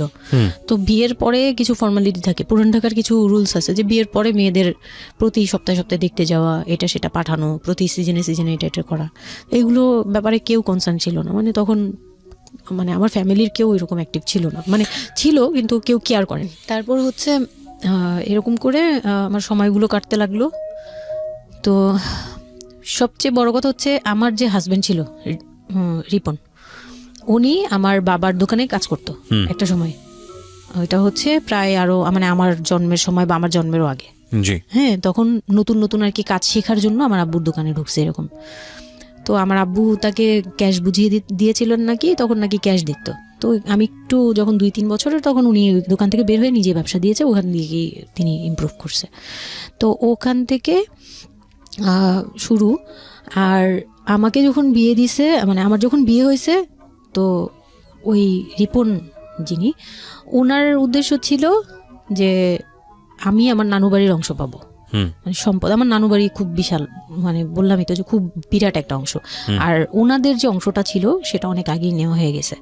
মানে ওনার দাদা বাড়ি যেটাতে ওনারা ছিল 3 রুম, ওই যে ছোট ছোট 3টা রুম উপরে, ওই বিল্ডিংটা তোলার পরে আমার মামা ওই অংশটা কেটে রাখছে, মানে আমার মামা রেখে দিয়েছে। আর আমাদের যে অংশটা ছিল তার লোভটা ছিল যে ওই বাড়িতে আমি একটা রুম হলেও পাবো। হ্যাঁ, তো আমার আম্মু তো আর ওটা নেয়নি। তো আমার হাজব্যান্ডের ইয়েটা ছিল, টার্গেটটা ছিল যে ওই বাসায় একটা রুম হলেও পাবে। আর পুরান ঢাকায় একটা রুম মানেই অনেক কিছু, মানে ওখানে তো প্রায় 1 কোটি টাকা দাম কাঠা। তো একটা রুম মানে 1 কাঠা না হোক, আধা কাঠা হোক, 50 লাখ টাকা হোক আমার আসবে, এরকম একটা টার্গেট ছিল তার। তো আর বিয়ের সময় তো অনেক কিছু নিয়ে, মানে গহনা টহনা নিয়ে, ফার্নিচার নিয়ে নানান কথা তো শুনতে হয়েছে, ওগুলাও ফেস করছি। মানে খুব পেইনফুল ছিল ওগুলা, কারণ আমি তখন এত কিছু বুঝি না। আমি তখন মাত্র মানে জামা কাপড় বানাই, ঘুরি ফিরি, খাই দেই, ব্যাস ওই পর্যন্তই। আমি কারো জিনিস নিয়েও মাথা ঘামাই না। ওখানে আমার উপরে প্রেশার আসছে যে আমার ফার্নিচার এমন কেন, আমার গহনা এমন কেন, তুমি বাসায় বলো না কেন, তোমার খাট এখনো আসতেছে না কেন। আমার বিয়ের পর খুব বৃষ্টি ছিল তখন, মানে আমার ফার্নিচার, আমার চাচা ছিল ফার্নিচারের, ওনার বিজনেস। তো আমার চাচার ফ্যাক্টরি থেকেই সবগুলো ফার্নিচার আসবে। তো ওনারা বলতেছে যে জাস্ট একটা কারণেই লেট হচ্ছে, রোদ পাচ্ছি না, রোদ পেলে তারপর কাঠগুলো শুকাবে, তারপরে হ্যাঁ, মানে জয়েন্ট দিলেই এখন এটা ফেটে যাবে, এখন জয়েন্ট দিলে প্রবলেম হবে। এই জিনিসটা ওরা বুঝতেছে না। ওরা বলতেছে কেন দেরি করছে, নাকি ফাঁকিই দিচ্ছে, নানান ধরনের কথা তৈরি করতেছে। আর এই দিক দিয়ে আমি পেইন খাচ্ছি, ওই দিকে এক পেইন, মানে রাতে গিয়ে এক পেইন, দিনের বেলায় পেইন। মানে আমি পুরো মানসিকভাবে, মানে বলে না যে আমি হয়তো বা প্যারালাইজডের মতো হয়ে গেছিলাম, আমার মানসিক ভাবটা। জাস্ট শুনি আর শুনি, কিছু বলতে পারছি না এরকম। আর বাসায় গিয়ে কোনো কিছু বলি না, কারণ আব্বু অসুস্থ। আব্বু মেন্টালি অনেক প্রবলেম। আব্বু যখনই জিজ্ঞেস করে আম্মু তুমি ভালো আছো তো, আমি খালি হাসি দিয়ে বলছি হ্যাঁ। যতবার জিজ্ঞেস করে তুমি খুশি আছো তো, আমি হ্যাঁ। আমি এই একটা কথাই বলছি, হ্যাঁ ভালো আছি। আসলে আমি ভালো ছিলাম না, কিন্তু বুঝতে দেইনি। ওই লোকটার ছোট বোনগুলো আমার সাথে অনেক রাফ বিহেভ করছে।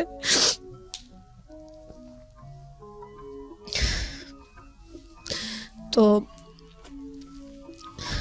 অনেক রুডলি আচরণ করেছে। আর ওনার যে ছোট ভাইটা ছিল, মানে আমার যে মেজো ভাই যেটা আর কি, ওনার আগে যেটা বিয়ে করেছে, তো ওনার ওয়াইফ ছিল আমার অনেক বছরের বড়, কারণ তাদের বিয়ে হয়েছিল 12 বছর আগে। আমার বিয়ের 12 বছর আগে তার বিয়ে হয়েছিল। আমি যখন বাড়িতে বেড়াতে আসতাম তখন মানে ভাবি রাতে খাওয়া দাওয়া এরকম, আমি ভাবি বলেই ডাকতাম, কিন্তু সম্পর্কে আমি বড় যা। কিন্তু উনার প্রায় উনাকে আমাকে একসাথে কোথাও দেখলে কেউ বলতো যে তোমার মেয়েটা, মানে এভাবে বলতো। তো ওই দিক থেকে উনার একটু, এটা জেলাসি বলবো না, এটা হয় আসলে, এটা নর্মাল একটা ব্যাপার। কারণ একটা উনি অনেক এজ হয়ে গেছিল, উনি নিজের জায়গা থেকে নিজেকে একটু দুর্বল মনে করতো। আমাকে এমনিতে সাপোর্টও দিত, আবার অনেক সময় দেখে কিন্তু পেইনও দিত। অনেক পেইন দিত, কিন্তু আমি ওই সময়টাতেই কেন জানি আমি ছোট থেকে এই জিনিসগুলো বুঝতে চেষ্টা করি যে কেউ আমাকে কেন জেলাসি করছে, কারণ তার মধ্যে কোনো দুর্বলতা আছে, আমার ওইটার জন্য মায়া হয়। আচ্ছা আমার কখনো এইটা মনে হয় না যে সে কেন জেলাসি করবে, আমি তার সাথে এখন কোচাকুচি করবো, মানে এই টাইপের মেন্টালিটি আসে না আমার। কেন Okay. জানি মনে হয় এই জায়গাটা যদি শুধরানো যেত, তাকে যদি একটু বোঝানো যেত আমি তাকে খুব ভালোবাসি বা আমি তাকে কিছু হেল্প করতে চাই, এরকম মনে হতো। তো ওই দিক থেকে আমি কিচ্ছু বলতাম না, কিন্তু সে আমাকে খুব পেইন দিত, কথাবার্তা এটা সেটা। উনি অনেক সিনিয়র পার্সন ছিল, তো কোনো গেস্ট আসলে আমাকে কিভাবে ছোট করবে, কিভাবে আমাকে অপমান করা যায়, কিভাবে কি দিয়ে, এগুলো নিয়ে সবসময় ইয়ে করতো। ওই দিকগুলো খুব পেইনফুল ছিল। তো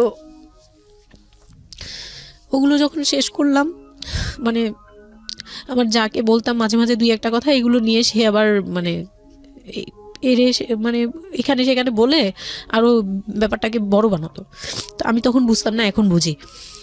তো এর মাঝখানে হলো কি, আমি প্রেগনেন্ট হলাম। বিয়ের কয় মাস পরে? না, বিয়ের 1.5 মাস পরে আমি হচ্ছে কক্সবাজার যাব। আচ্ছা। আমার হাজবেন্ড বলতেছে যে ঈদ চলে আসছে, তুমি ঈদের মধ্যে কিছু না নিয়ে আসো, ঈদের পরে আমরা কক্সবাজার যাই, এখানে কোনো খরচ টরচ যাতে আমাদের না হয়, হ্যাঁ, এই জন্য আমরা কিছু কিনবো না। আমি বলছি আচ্ছা ঠিক আছে। তো তখন হচ্ছে বসুন্ধরা সিটি মার্কেটটা হচ্ছে নতুন হয়েছে। তো উনি বলতেছে আমরা বসুন্ধরা সিটিতে যাব শপিংয়ে, কিন্তু উনি যেটা বলতেছে যে আমার মানে বসুন্ধরা সিটিতে যাবে, কিন্তু আমাকে যে কিছু কিনে দিবে না এটা আমি জানতাম না। তো ওনার সাথে আমি গেলাম, প্রায় 20 থেকে 25 হাজার টাকা শপিং করলো। ওগুলা হচ্ছে সব ওনার বোন জামাই, বোনের বাচ্চা কাচ্চা, মানে ফ্যামিলির জন্য আর কি, ভাই বোন। আমিও পছন্দ করে করে কিনলাম সবার জন্যই যা যা লাগে। কেনাকাটার পরে আমি তো তখন ছোট মানুষ, তখন তো আমার 13-14 বছর বয়স। তো আমি কখনো এমন হয়নি যে আমি ঈদে জামা কাপড় নিইনি বা জামা কাপড় নতুন জামা কিনিনি, এরকম কখনোই হয়নি। তো ওইটা আমার বিয়ের ফার্স্ট ঈদ। তো আমার একটা শখ ছিল কি যে অন্তত একটা কটন ড্রেস হলেও আমি পাবো, এরকম একটা ইয়া ছিল আমার ভিতরে, যে না আমাকে কি আর না দিবে নাকি, বলছে দিবে না, হয়তো বা ভালো কিছু দিবে না, হয়তো নর্মাল কিছু হলেও আমাকে দিবে, ঈদে তো আর পুরনো জামা পরে থাকবো না। তো আমার এরকম ধারণা ছিল। ও পুরো শপিংটা শেষ করলো সারাদিনে, আমি রোজা রেখে পুরো শপিংটা করলাম খুব চয়েস করে করে। লাস্ট মোমেন্টে যে সে আমাকে নিয়ে চলে আসতেছে, যখন সে আমাকে নিয়ে রওনা দিল, মানে আমার মনটা খারাপ হয়ে গেল। আমি কিচ্ছু বলিনি। প্রথম ঈদ এটা, তো আমি কিচ্ছু বলিনি।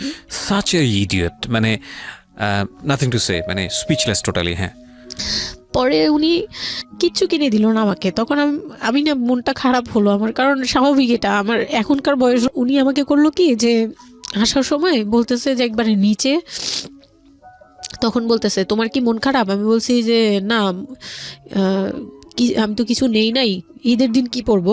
তো বলতেছে তোমার তো অনেক ড্রেস নিয়ে আসছো, ওগুলা থেকেই পরো, ওগুলোই তো এখনো পুরোনো হয়নি, এখন দরকার কি আছে কেনার? বলে তারপরে চুড়ি দেখলো, চুড়ি দেখে আমাকে 2 মুঠ চুড়ি কিনে দিল 200 টাকা। এই ছিল আমার ঈদের মানে ফার্স্ট অ্যান্ড লাস্ট, এইটাই ছিল আমার শপিং, আর কোনো কিচ্ছু কিনে দেয়নি সে আমাকে। তো বাসায় আসলাম, বাসায় আসার পরে তার ভাই বোনরা বলতেছে যে সবার জন্য কিনছেন, ওর জন্য কিছু নেন নাই। সে আমাকে মানে তার ফ্যামিলি থেকে আমাকে সেভ করবে কি, সে আমাকে বরঞ্চ বলতেছে যে ওরে কি কিনে দিব, ওর বাসা থেকে আমারে কি দিছে যে আমি ওকে কিনে দিব। তখন আমি বুঝলাম যে ও আচ্ছা সে কিনে দেয়নি। হ্যাঁ, তো আমি আর বাসায় কিন্তু কিছু বলিনি বা বাসায় যাইও নাই। এর মধ্যে বাসা থেকে আসলে সামর্থ্য কি ছিল আপনার ফ্যামিলিকে, মানে কিনে দেওয়া হয়েছিল কি ঈদের প্রথম দিন জামাইকে কিছু কিনে দেওয়া বা এরকম কোনো কিছু? হ্যাঁ, এটা করেছিল চান রাতে, একবারে লাস্টের দিকে শপিংটা হয়েছে তার আগে। তো সে এটা বলে ফেললো প্রায় 20 রোজার পরে এই ঘটনা আর কি। তো একবারে চাঁদ রাতের দিন আমার ভাই আর কি একটা পাঞ্জাবি গিফট করলো তাকে, আর সে আমাকে আর কিছুই দিল না। হ্যাঁ, সে ভাবতেছে যে আমি বুঝি বাসায় জানানোর পরে তখন এটা করছে। হ্যাঁ, তখন গিয়ে আরো খেপে গেল যে আমি নাকি বাসায় জানাইছি, তাকে ছোট করলাম এই জন্য। কিন্তু আসলে মানে সত্যি কথা বলতে যে আমি কিছুই বলি নাই, আমার মুখ দিয়ে তখন কথাই আসতো না, আমি ম্যানেজ কি করব, আমার তো কিছুই মাথায় থাকতো না তখন আমি তো পুরো মেন্টালি একটা ইয়েতে ছিলাম। তো আমার এমনও মনে হয়েছিল তখন, মানে ওই মাসখানিক যে সে আমাকে ওই ফিজিক্যাল টর্চারগুলো করতো, তখন আমার এমনও মনে হয়েছিল যে আমি এক কাজ করি, বের হয়ে কোথাও চলে যাই, মানে অজানার উদ্দেশ্যে কোথাও চলে যাই। যদি আব্বুর এই অবস্থা না থাকতো হয়তো আমি করতাম এটা। সত্যি কথা বলতে একমাত্র আব্বুর কথাটা যখন মনে আসছে, চোখে ভাসছে যে আমার আব্বু তো মরে যাবে, তখন গিয়ে আর এটা করতে পারিনি, নয়তো ঠিকই আমি বের হয়ে যেতাম। তো ঈদ আসলো, ঈদের পরের দিন কক্সবাজারের উদ্দেশ্যে রওনা দিল। আর তার একটা অভ্যাস ছিল যে মানে সে কিছু দিলে বা করলে বা আমার জন্য যদি সে 2টা টাকাও খরচ করতো, এটা খুব হাইলাইট করতো, সবার সামনে তুলে ধরার জন্য চেষ্টা করতো। ওই কক্সবাজার যাবে, সে খুব মানে ঢোল পিটাচ্ছে যে আমাকে নিয়ে কক্সবাজার যাচ্ছে, কিন্তু শপিং করে দেয়নি, এটা আবার হাইক করতেছে। আচ্ছা, যাই হোক, ওই সব বলতে গেলে শপিংয়ের টাকা সেভ করে আমাকে কক্সবাজার নিয়ে যাচ্ছে। তো গেলাম কক্সবাজারে, সেখানে গিয়ে আরেক ধাক্কা খেলাম যে কক্সবাজার যাওয়ার পরে প্রথম রাত মোটামুটি ভালো ছিলাম, পরের দিন সকালে সে আমার সাথে মানে এমনভাবে মানে ফিজিক্যাল রিলেশন করতে চেয়েছে যেটা সম্পর্কে আমি অবগত ছিলাম না, মানে আমি জানতাম না যে এরকম কিছুও হয়। তো এক সময় সে আমার হাত পা জোড়াজোড়ি করে ধরে, মানে প্রায় হাত পা বাঁধার মতো জোড়াজোড়ি করে সে আমার সাথে ওই রকম কিছু করতে চায়। তখন আমার মানে আমি খুব বাধা দেওয়ার পরে বা চিল্লাচিল্লি করার পরে সে আমার গায়েও হাত তুলে 2-3টা চট থাপ্পড় দেয়। আপনাদের মধ্যে সম্পর্কের জায়গাটা কি আপনি তখনও কি ওনাকে আপনি করে বলতেন? হ্যাঁ, আমি এখনো স্টিল নাও। তার মানে বিষয়টা এরকম হয়ে গেছে যে ওই দূরত্বটা বিয়ের পরে ছিল, এবং সেই দূরত্ব থাকা অবস্থায় ও এই জিনিসগুলো প্র্যাকটিস করে যাচ্ছে ওর মতো করে, এবং সেখানে যখন ও সাকসেসফুল হতে না পারছে তখন সে আপনার গায়ে হাত তুলছে, তাই তো? সেটাই। হ্যাঁ, তারপর আর সবচেয়ে বড় কথা হচ্ছে সে তার জায়গাটা, সে তার চাওয়াগুলো সব পূরণ করতেছে, বাট আমার দিকটা দেখছে না। এবং সে যে শুধু আমার না, মানে সে মানুষটাই এমন, আগে বুঝি নেই, পরে অনেক ধীরে ধীরে গিয়ে পরে বুঝতে পেরেছি যে উনি সম্পূর্ণ সেলফ সেন্টার, মানে নিজে যেটা অধিকার সেটা সে আদায় করে নিবে, তার বাকিগুলো নিয়ে তার কোনো মাথা ব্যথা হচ্ছে বা কার কি হচ্ছে এটা দেখার বিষয় না, এটাই তারপর মেন্টালিটি। তো এইগুলো করার পরে আমার মানে খুব পেইন হলো, আমার খুব কষ্ট হলো যে আমি কবে আবার ঢাকায় যাব, একটা পেইন। ওটা কি জীবনে প্রথম কক্সবাজার যাওয়া? হ্যাঁ, ওটা আমার লাইফে ফার্স্ট। চিন্তা করে দেখুন, এটা এক ধরনের হানিমুনি বলা চলে ওদের জন্য। হানিমুনি করা হয়েছিল, কিন্তু ওটা আমার জন্য হানিমুন ছিল না, অন্য কিছুই ছিল। আচ্ছা, খুব পেইনফুল ছিল। ওকে, যাই হোক, আমি খুব ভয়ে ছিলাম যে এখানে আমাকে মেরে ফেললেও কেউ জানবে না, এরকম একটা ফিল ছিল আমার ভিতরে। একটা জিনিস চিন্তা করতে পারেন, প্রত্যেকটা মোমেন্ট একটা মানুষ একটা মেয়ের সাথে, একটা ছেলের সঙ্গে বসবাস করছে একটা মেয়ে, এবং তাদের স্পেশাল মোমেন্টসগুলো তার জন্য ভীতির কারণ।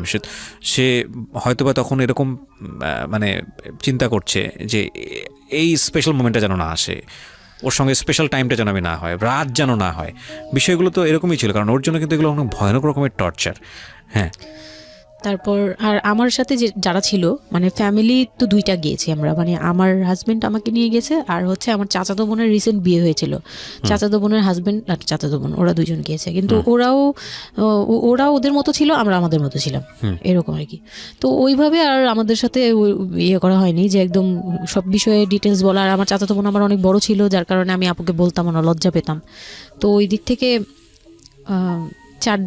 3 দিন পরে 4 দিনের দিন আমি খুব জেদাজেদি করে, মানে কান্নাকাটি করে চলে আসবো করতেছি, কিন্তু আমাকে কেউ আর জিজ্ঞেস করতেছে না যে কেন। মানে আমার বোন জামাইও বিষয়টা খেয়াল করেনি, আমার বোনও খেয়াল করেনি যে আমি কেন বারবার চলে আসতে যাচ্ছি।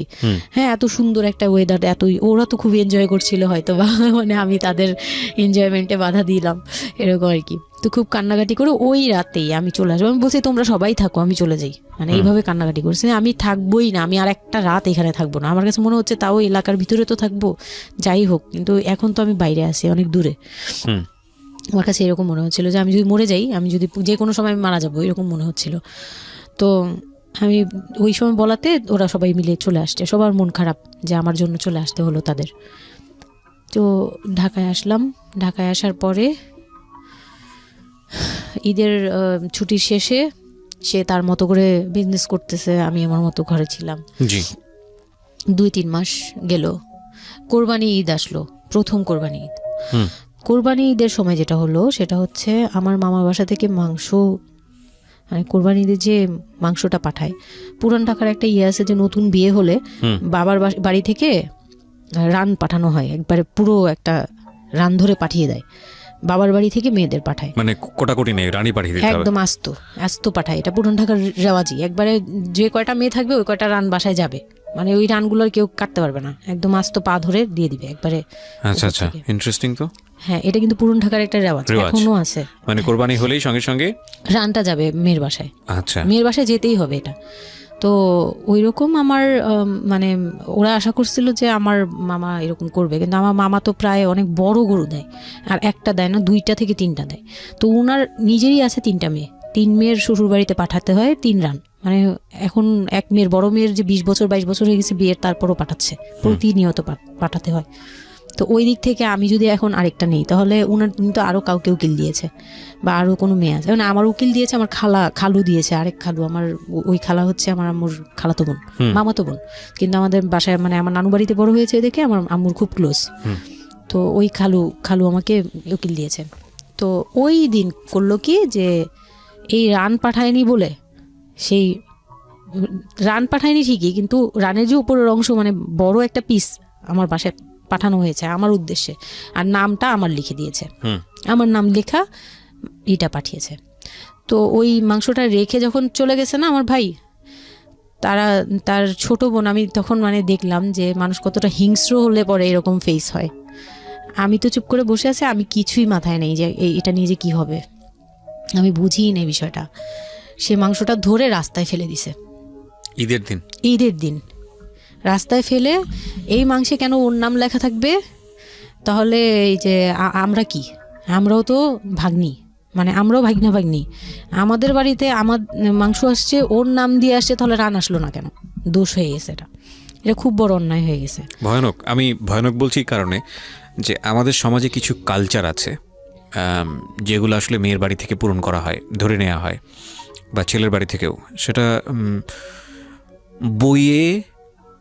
পাঠ্য বইয়ে তো থাকে না, এগুলা মানে কালচারে আছে, এগুলো শুনতে ভালো লাগে, কিন্তু প্র্যাকটিসের জায়গা থেকে যদি এটা অত্যাবশ্যকীয় নিয়ম হয়ে যায়, কখনো কখনো যেটা কতটা ভয়ানক পেইনফুল হয়। কান্ট ইউ এভার ইমাজিন যে বাবার সামর্থ্য নাই, তারপরে তাকে চিন্তা করতে হচ্ছে যে আমার মেয়ের বাড়িতে একটা রান পাঠাতে হবে, আমার কোরবানি দেওয়ার সামর্থ্য নাই, এই রান পাঠানোর জন্য আমাকে কোরবানি দিতে হচ্ছে। মানে আমাদের এই ব্যাড প্র্যাকটিসগুলা কতটা ভয়ানক হয়ে গেছে আমাদের সমাজে, এবং ইনফ্যাক্ট এগুলো নিয়ে কেউ কখনো কথা বলে না। এগুলো নিয়ে কথা বলা উচিত। একটা মানুষ, একটা সোসাইটি চেঞ্জ হবে কীভাবে, একটা মানে পুরো কমিউনিটি চেঞ্জ হবে কীভাবে, একটা রাষ্ট্র চেঞ্জ হবে কীভাবে, এই ছোট আমরা তো সব জায়গাতেই পয়জনাস। এই ছোট বিষয়গুলো যদি চেঞ্জ না হয়, আমরা যে এত ডিগ্রি নিচ্ছি, প্রতি বছর পিএইচডি, ভুরি পিএইচডি বের হচ্ছে, ডক্টরেট, হ্যাঁ, আমাদের বিশ্ববিদ্যালয়ে ভরে যাচ্ছে, আমাদের ছেলেমেয়েরা গোল্ডেন A+, আমাদের পাশের হার বাড়ছে, কিন্তু এই সব যে মানে খোরা কালচার, ল্যাংড়া টাইপের কালচার, এগুলোর যে পরিবর্তন হচ্ছে না, বা এগুলো নিয়ে যে কেউ কখনো কোনো কথা বলে না, এগুলো নিয়ে না পত্রপত্রিকায় কথা হয়, না কোনো মিডিয়াতে কথা হয়, অথচ এগুলো আমাদের জীবনটাকে পঙ্গু করে দিচ্ছে, এবং এগুলো নিয়ে কেউ কখনো কথা বলে না। আমরা যৌতুক নিয়ে কথা বলি, এবং যৌতুক একটা ঘাতক ব্যাধি, আমরা যৌতুক মোকাবেলা করতে পেরেছি, কিন্তু এই কালচারের মধ্যে যে যৌতুক ঢুকে বসে আছে, সেটা নিয়ে আমরা কেউ কখনো কথা বলি না, এবং এগুলো নিয়ে কথা বলা উচিত। কথা নইলে আমরা আসলে কিওর হব কিভাবে? আমরা যে বলি যে আমাদেরকে শুদ্ধ হতে হবে, আমরা মানুষ হিসেবে ভালো হতে হবে, বাট হাউ? আমাদের তো রন্ধ্রে প্রবলেম। সো প্রবলেমটাকে প্রবলেম বলা উচিত, অ্যাটলিস্ট কাউকে না কাউকে তো স্পিক আউট করতে হবে, এবং স্পিক আউট করলে তাহলে এই প্রবলেমগুলো সামনে আসবে, এবং সামনে আসলে এগুলো নিয়ে কিওর নিয়েও মানুষ কথাবার্তা বলবে। আমি তো জীবনে কোনোদিন শুনিও নাই, আমি জানি না পুরান ঢাকার এই কালচার যে মেয়ের বাড়িতে রান পাঠাতে হয়, এটা এখনো আছে, এবং এটা নিয়ে মোটামুটি মারামারি বাঁধার মতো অবস্থা। হ্যাঁ, এটা নিয়ে মানে এটা কোনোভাবেই মিস করা যাবে না, এরকম অবস্থা। তো আমার বাসায় কিন্তু রান আসছে, আমার বাসায় পরে রান আসছে। ওকে, ওইটা ছিল ঈদের দিন। হ্যাঁ, ঈদের দিন তারা আমাকে খুব ব্যাডলি কথা শুনাইছে, আমাকে সামনে বসিয়ে রেখে, মানে 4-5 ভাই বোন একসাথে বসে যেরকম মিটিং, মনে হয় আমি অনেক বড় একটা পাপ করে ফেলছি তার ভাইয়ের কাছে বিয়ে হয়ে। আমার পাপ হয়েছে যে আমি নাকি তার ভাইকে কিভাবে ভুলিয়ে ভালিয়ে, আমি তখন ভুলাবো কি, আমার তো ভালানোর প্রশ্নই আসে না। আমি তখন মনে মনে মানে হাসিও পাচ্ছে, আমি অবাক হচ্ছি যে এগুলো কি বলতেছে, আমি নাকি তাদের ভাইকে হাত করেছি, এই টাইপের কি কথা বলতে, মানে আমি এখন বলতে পারবো না বুঝিয়ে। তো এগুলো বলছে, তো আমার কাছে খুব মনে হচ্ছে যে আমি কান্না করতেছি, খুব কান্না করছিলাম। তো কান্না করার পরে আমার যে হাজবেন্ড ছিল, সে কেমন একটা লোক যে সে এটাও বললো না যে মাংসটা তুলে নিয়ে আসি। এটা তো একটা মানে বলতে গেলে কোরবানি দেওয়া হয়। আপনার শ্বশুর বেঁচে ছিল না? না, আমার শ্বশুর শাশুড়ি দুজনই মারা গিয়েছে। তো তার মানে ওই পরিবারের মূল হর্তাকর্তা হচ্ছে আপনার হাজবেন্ডই? হ্যাঁ। আচ্ছা। তো তখন সে ওই মাংসটা নিয়ে আসলো না, ভাই বোন ফেলে দিছে, সেও তাদের সাথে তাল মিলাচ্ছে। কিন্তু আবার আমাকে সরাসরি কিছু বলছে না, কিন্তু কুকুর কামড় দেওয়ার কথা, কারণ পুরান ঢাকায় তো কুকুরের অভাব নেই রাস্তাঘাটে, আমি যেটা দেখি। না, ওইগুলির ভিতরে নাই, ছিল না, ওইগুলিতে ছিল না, থাকলে হয়তো। আর এগুলো করলে তো আপনাদের যে কালচারটা, সেটা হচ্ছে পুরান ঢাকায় একটা জিনিস খুব ভালো লাগে, একটা ফ্যামিলির খবর আরেকটা ফ্যামিলি জানে, যে এই ফ্যামিলির পরিবারে কি হচ্ছে, এই পরিবারে কি হচ্ছে না হচ্ছে। আশপাশে তো খুব মানে ওরা তো খুব লাগানো বাড়ি ঘর, তো সবাই শুনে, এক দেয়াল দুই বাড়ি। তার মানে এগুলো নিয়ে কত কানাঘুষা তো হচ্ছিল নিশ্চয়ই।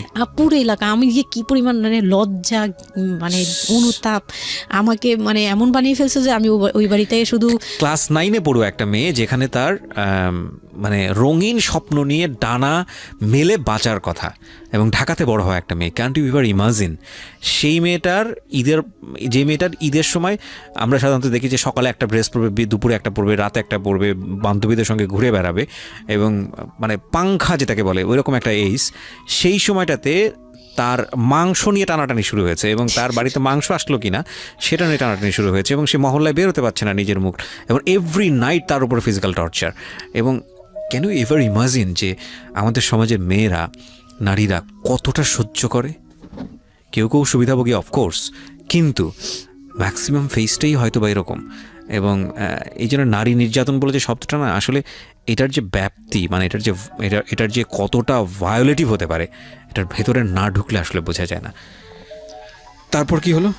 তারপর ওই দিন গেল, ওই দিন ওই মাংসটা আমার ওই যে মেঝো দেবর, যে উনি আবার একটু অন্যরকম ছিল, উনি পড়ালেখা করেনি, উনি খুব রাফলি কথা বলতো, উনি জুতার ব্যবসা করতো। তো এমনিতে মেন্টালিটির দিক থেকে বলতে গেলে অনেকে থাকে না যে পড়ালেখা না করেও শিক্ষিত, অনেকে এরকম থাকে, কিন্তু মানে সে পুরোপুরি মানে শুদ্ধ ভাষায় কথা বলতে পারে না, যে একটা লোক খুব ঢাকাইয়া ভাষায় পুরোপুরি গালাগালি বলতে গেলে প্রত্যেকটা কথার আগে পিছনে একটা করে গালি থাকে এরকম। কিন্তু তারপরেও না, তার মেন্টালিটি আমার ভালো লাগতো। ইভেন নাও আমি এখনো চিন্তা করি যে আমার ওই ভাইয়া অনেক ভালো, হ্যাঁ, ওই দিক থেকে। তো উনি আসছে, উনি এসে এরকম দেখে বাসায় মাংসটা নিয়ে এসে রেখে তারপর খুব গালাগালি করে খুব বাজেভাবে ভাই বোনদের বলল যে তোরা আসলে মানুষই না, তোরা মানুষ হইলে এই ধরনের এই সিচুয়েশনটা ক্রিয়েট করতি না। মানে উনি ওনার মতো করে বলছে গালাগালি করে, যে এইরকম মানুষ করে, তোরা কি ছোট লোক, জীবনে কি কখনো এগুলি দেখোস নাই, বা এগুলো কি কখনো খাস নাই, বা এখনো কি পাস না? এরকম করার কি আছে? ওর বাসা থেকে আসলে খাবি? এরকম মানে এইভাবে খুব বাজে বাজে 2-4টা কথা বলছে। তারপর তারা গিয়ে ঠান্ডা হয়েছে, আর আমার বলতেছে তুমি এখানে বসে বসে ওদের দৃশ্য দেখতেছো কেন, তুমি উপরে যাও। তখন তার বউর আবার একটু জেলাস হলো যে আমার প্রতি তার কেন এত টান। মানে ওই দিক থেকে আবার মানে ওইটা ওইভাবে দেখলো না যে ভাই হিসেবে বোনকে সেভ করলো, এরকম না। আমি কিন্তু এইভাবে নিয়েছি যে মনে হচ্ছিল যে আমার বড় ভাই, এটা ওদের ভাই না, আমারই বড় ভাই, আমাকে সেভ করলো। আমার কাছে এত ভালো লাগছে, আমি কিছু হলেই বলতাম ভাইয়ারে, যে বলতাম ভাইয়া দেখেন না আমার সাথে এটা বলতেছে, সাথে সাথে নেমে এই কে ওরে গালাগালি করছে, উনি তো গালাগালি শুরু করে দেয়। আর উনারে সবাই ভয় পেত, মানে আমার হাজবেন্ড ভাই বোনের সাথে তাল মিলাতো, আর উনি ছিল একটু ডিফারেন্ট। তো কিছু হলেই উনি বাসায় আসার অপেক্ষায় থাকতাম, উনি আসলে উনারে বলবো। একদম সিঁড়ি দিয়ে ওঠার সময় নামার সময় ভাইয়া আজকে আমার না এটা বলছে, এই সাথে সাথে ভালো হলি, মানে উনি মোটামুটি আমাকে সেফ রাখতো। আর ছোট যে দেবরটা ছিল, ও হচ্ছে একদম কোনো কথাই বলে না, চুপচাপ, ইয়েস নো কিছুই বলে না, চুপচাপ। সে আবার ছিল স্কুল টিচার, মানে ওই পুরো ফ্যামিলিতে ওই এডুকেটেড ছিল, মাস্টার্স কমপ্লিট করা আর কি। ও একটা খুব ভালো সাইড বেছে নিয়েছে যে কথা বলে এখানে লাভ হবে না। না, হ্যাঁ, সে একদম চুপ, নিরপেক্ষ। কারণ তাদের সাথে বলতে গেলে ভাই বোনের সাথে দ্বন্দ্ব হবে, তা আরেকটা দিল একদম, মানে আরেক ধোলাই দিল সবাইকে, ছোট লোক। এখন বল যে ও বাসায় ফোন করে বলছে বা বাসায় গেছে, ও তো কালকে থেকে বাসায় যায়নি, ওর হাত তো ফোনও নাই, ফোন নিলে তোদের কাছ থেকে তো নিতে হবে, তখন আমার হাতে ফোন নেই, তো ও তো বাসায়ও যায়নি। এখন বল যে এটা ও বলছে তারপর ও পাঠাইছে, তোরা এত ছোট লোক কেন, মানে ভাই বোনরাই বলতেছে। তো ওরা তো আর কিছু, হ্যাঁ এটা পাঠানো তো এটা উচিতই, এটা ওদের উচিত, এই সেই, মানে সে তারা তারপরও ছোট হচ্ছে না, তারা মনে করতেছে এটাই করা উচিত ছিল, এটা না করলে আরেকটা কথা শুনাইতাম, এরকম বলতেছে উল্টা। তো এইগুলো করার পরে আমিও আর এগুলা মাথা থেকে ফেলে দিলাম, ভাইয়াও বলে টলে চলে গেল। আর আমার হাজবেন্ড যে ছিল সেও খুব খুশি, সে মানে আমার বাসা থেকে পাঠাইছে এই সেই। তো বিয়ের 4 মাস পরে মেইন পার্ট যেটা, যে আমি কনসেপ্ট করি, তখন আমি বুঝতে পারি না কনসেপ্ট এই 13-14 বছর বয়সে। হ্যাঁ, তখন আমি স্কুল যাতায়াত করতাম, রেগুলার না, আচ্ছা, মাঝে মাঝে রেগুলার, মানে মাঝে মাঝে বলতে আমি চাচ্ছিলাম কি পড়াটা রানিং থাকুক, এক্সামগুলো দিব আর বাসায় থাকবো। আর বাসা থেকে যখন স্কুল ড্রেস পরে বেরোতাম, আমাকে সবাই মিলে কি যে বলতো, মানে বলার মতো না, এগুলো অকথ্য ভাষা বলতে গেলে, যে মানে নোংরা নোংরা কথা বলতো। তো যাই হোক, ওগুলো আমি কানেও নিতাম না, আমি বলতাম না আমি স্কুলে যাব।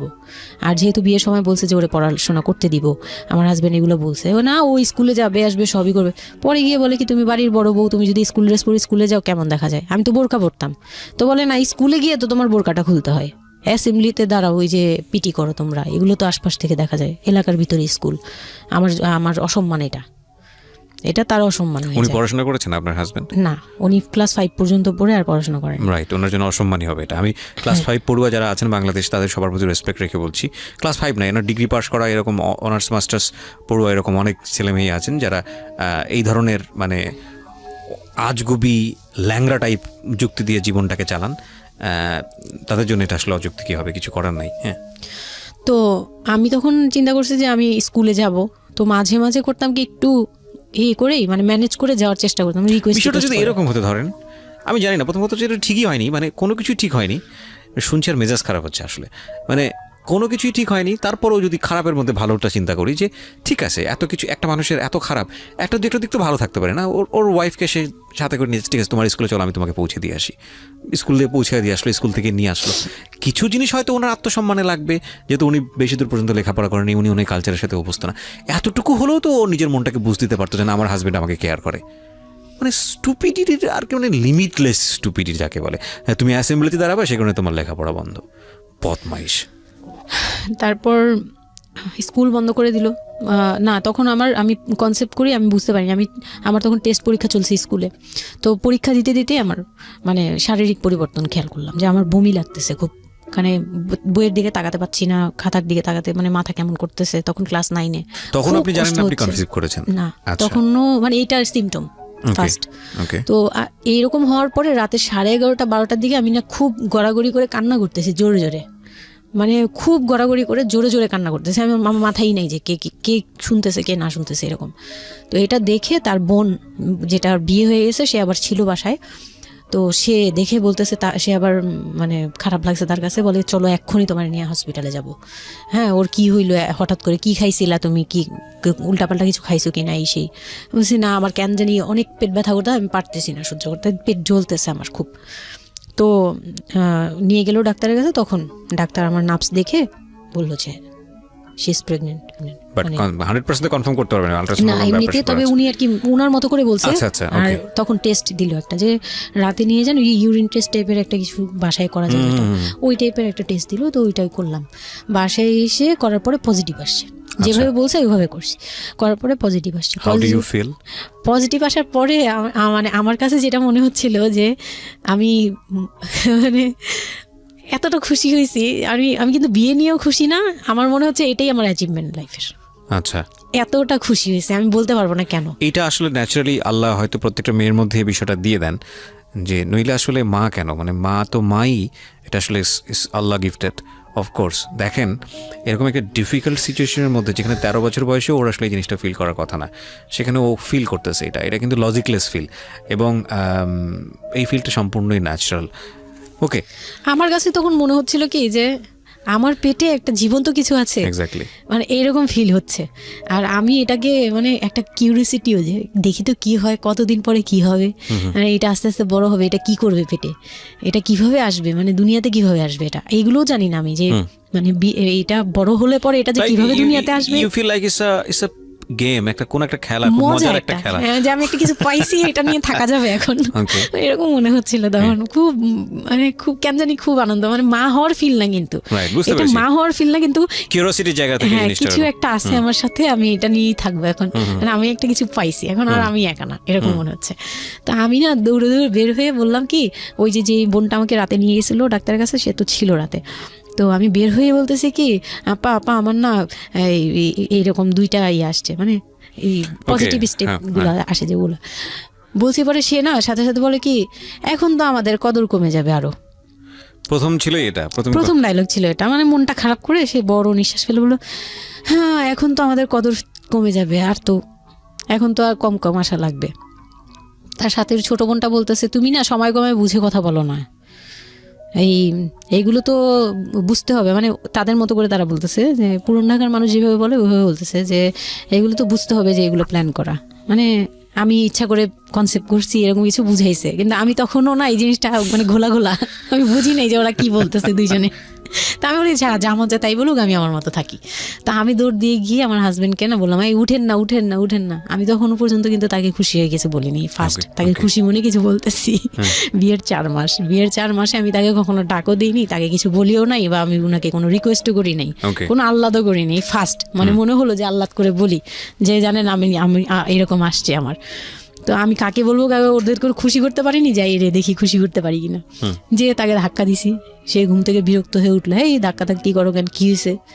আমি তো মনটা ভেঙে গেলাম, কি যে আমি তো এরকম আমার পজিটিভ আসছে, দেখালাম যে এই যে এটা হলে না পজিটিভ হয়, রাতে পেট ব্যথা বলছিলাম না, তো ওইটার ইয়েতে এটা আসছে। তারপরে না চুপ হয়ে তাকায় আছে, বলে কি এইগুলা কি, এইগুলা কি মানে বুঝলাম না। বলে কি এইটা তো ঠিক না। কি ঠিক না? তারপর বলতেছে যে এই এখন তো এগুলোর দরকার নেই আমাদের, এখন তো এগুলোর কোনো দরকার নাই। তো আমি বলি আপনি আমার স্কুল যেতে দিবেন না। আমি এবার তখন মুখ খুললাম, আপনি স্কুল যেতে দেন না, তারপরে আর আমি তো এই জিনিস মানে এটা কিভাবে কি হয়েছে আমি তো জানি না। আমি ভাবছি যে আপনি হয়তো বা কিছু করছেন, আমি জানি না। আমি তাকে এইভাবেই বললাম খুলে যে আমি তো আসলে জানি না, যে আমি ভাবছি আপনি চাচ্ছিলেন এই জন্য হয়তো বা এরকম কিছু হয়েছে। আর মানে প্রোটেকশন নেওয়া টেওয়া সব কিছু তার উপর ডিপেন্ড করে। তারপর হচ্ছে এটা বলার পরে না মানে আমি আর কিছু বলার মতো ইয়েতে ছিলাম না, আমি চুপচাপ, যে ওরা কি করবে না করবে আমি কিছু জানি না। তো আমার হাজবেন্ড যেটা করলো, যে সে চাচ্ছিল না যে আমি মানে সে চাচ্ছিল না বেবিটা, মূল কথা হচ্ছে সে চাচ্ছে এটাকে অ্যাবর্ট করে ফেলতে, মানে কিন্তু কিছু বলতেও পারছে না। আমি এবার বাসায়ও বলছি, বাসায় সবাইও খুব চিন্তিত আমার এইটুক বয়সে আমি কিভাবে কি করব। আর এদিক দিয়ে আমি এবার কিছুই বলছি না, আমি আমার মতো করে চলছি, নর্মাল লাইফ কাটাচ্ছি। আমার কোনো শারীরিক পরিবর্তন তেমন আসে নাই, সত্যি কথা বলতে শুধু একটু মানে কিছু কিছু খাবার আছে একটু বাজে লাগতো, এই ছাড়া আমার সবই নর্মাল। আমি নর্মাল ওয়েতেই আমি ওই ওষুধ খাচ্ছি রেগুলার, আর হাঁটা চলা করতেছি, লাফালাফি সিঁড়ি বাওয়া কোনো কিছুতেই আমার ইয়ে নেই। আছে ডাক্তার থেকেও কোনো ধরনের কোনো কন্ডিশন দেয়নি? না, ডাক্তার দিয়েছে, ডাক্তার ওই যে 2-1টা ওষুধ দিয়েছে। প্রথম কথা হচ্ছে ডাক্তার থেকে যে বাক্যটা আসলে ছিল যে এই 13 বছরের মেয়ের সাথে এটা কিভাবে হলো। ও ডাক্তার, হ্যাঁ। তখন যখন ফার্স্টে ওই দেখলো, তো উনি বললো যে এটা তো আসলে নষ্ট করাটা ওর জন্য রিস্ক।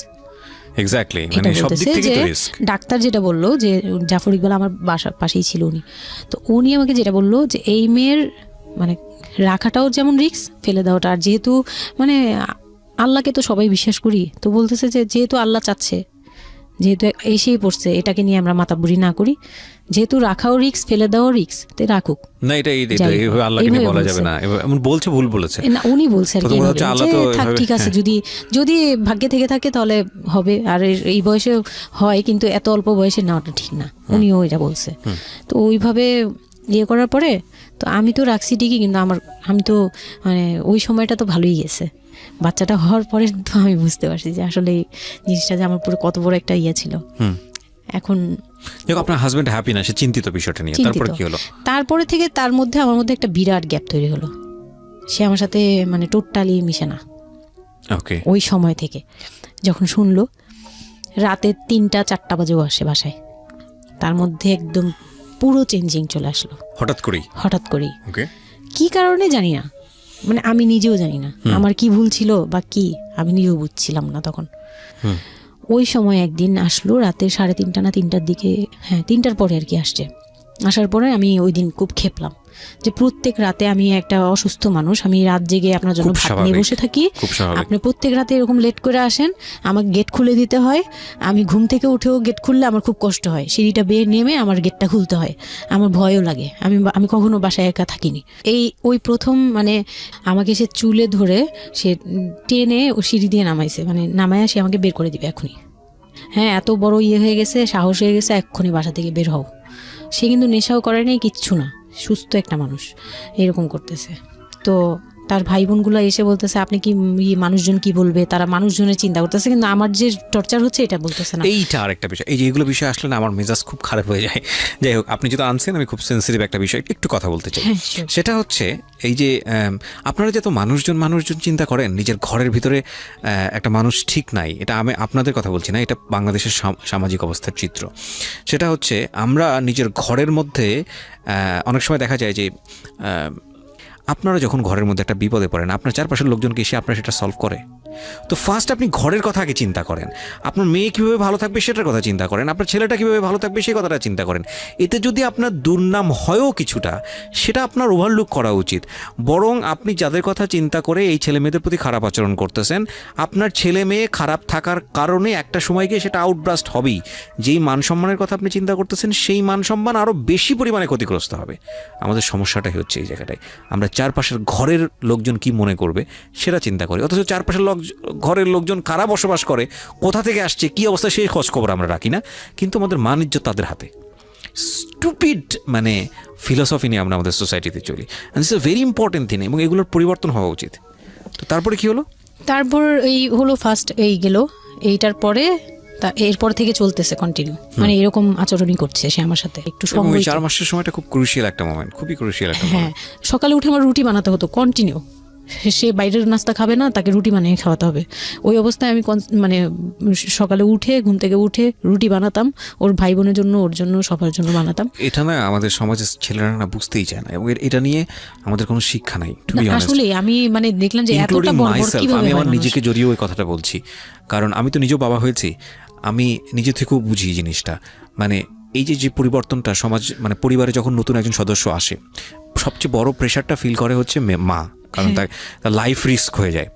কিন্তু এখানে বাবার যে দায়িত্বটা, খুব মজার বিষয় হচ্ছে, আমি আমার নিজের এক্সপিরিয়েন্সের জায়গা থেকেই বলতেছি, যে বাবার দায়িত্বের জায়গাটা বোঝা শুরু হয় সন্তান দুনিয়াতে আসার পর থেকে, এবং তাও ইমিডিয়েটলি আসে না। সন্তান একটু করে বড় হচ্ছে, অ্যাটাচমেন্টটা হচ্ছে, যখন নড়াচড়া সামনে দিয়ে নড়াচড়া করতেছে, একটু মিস হচ্ছে, দূরে থাকতেছে, তারপরে গিয়ে মানে সন্তান যখন মোটামুটি প্রাপ্তবয়স্ক 1 বছর 2 বছর বয়স, ওই সময় বাবা ফিলটা আসে, তুলে দেয়, তখন গিয়ে প্রেজেন্টার নাই, তখন হচ্ছে বাবা ফিলটা পায়। তার আগ পর্যন্ত বাবা বুঝতেই পারে না, তো মনে আসলে কি বাচ্চাটা আমার কোত্থেকে আসলো, এই সত্যটা ফিলটা এরকম থাকে। এটা খুব ন্যাচারাল একটা ফিল, কিন্তু এই ন্যাচারাল ফিলটার সুযোগ নিয়ে অনেক সময় আমরা একটা অবুঝের মতো আচরণ করে ফেলি, ভয়ানক বাজে আচরণ করে ফেলি। একটা ইয়ে থাকে, মাত্রা থাকে, যেমন আপনি কতটুকু মানে কতটুকু কেয়ারফুল ছিলেন, কতটুকু ইয়ে ছিলেন, এটার কিন্তু একটা লেভেল আছে, পার্সেন্টেজ আছে, এবং এটা নিয়ে শেখানো উচিত আমাদের মানে এডুকেশন সিস্টেমের মধ্যে তো নাই। এবং আমরা জানি না, ম্যারেজ কাউন্সিলিং বলে অনেক একটা বিষয় আছে, এগুলো তো আমাদের প্র্যাকটিসে নাই, কোনোভাবেই নাই। এগুলো তো আমাদের কাছে চিন্তাই করা যায় না, বিলাসিতা এবং আমাদের রাইট। এবং বাবা যিনি, একটা হচ্ছে যে মা হওয়ার একটা প্রিপারেশন দরকার আছে, মেন্টাল প্রিপারেশন, একটা বাবা হওয়ার জন্য একটা মেন্টাল প্রিপারেশন দরকার আছে। আমাদের সমাজে এটা টোটালি মিসিং। আমরা এই নারী দিদিদের কাছ থেকে যে গাইডটা পেয়ে আসছি, এবং সেটা না বুঝে না শুনে প্র্যাকটিস করেছি। রাইট, আমি জানি না, আজকে আমি সত্যি এই কথাগুলো বলতেছি, হয়তো আমরা ওই রাতারাতি পরিবর্তনের জায়গায় যেতে পারবো না। অপারেশন করবে, তারাও ডাক্তার বলতেছে এই মেয়ের অপারেশন কি করবো, আর এই মেয়ে নর্মালি কি বেবি দিবে। আমি বলতেছে এটা তো গ্রামগঞ্জ না, আপনারা কি করছেন। আমি তখন আরো শুকনা ছিলাম, তো আর এমনিতেও বয়সও কম ছিল, আবার শুকনাও ছিলাম, দেখতে আরো পিচ্ছি লাগতো।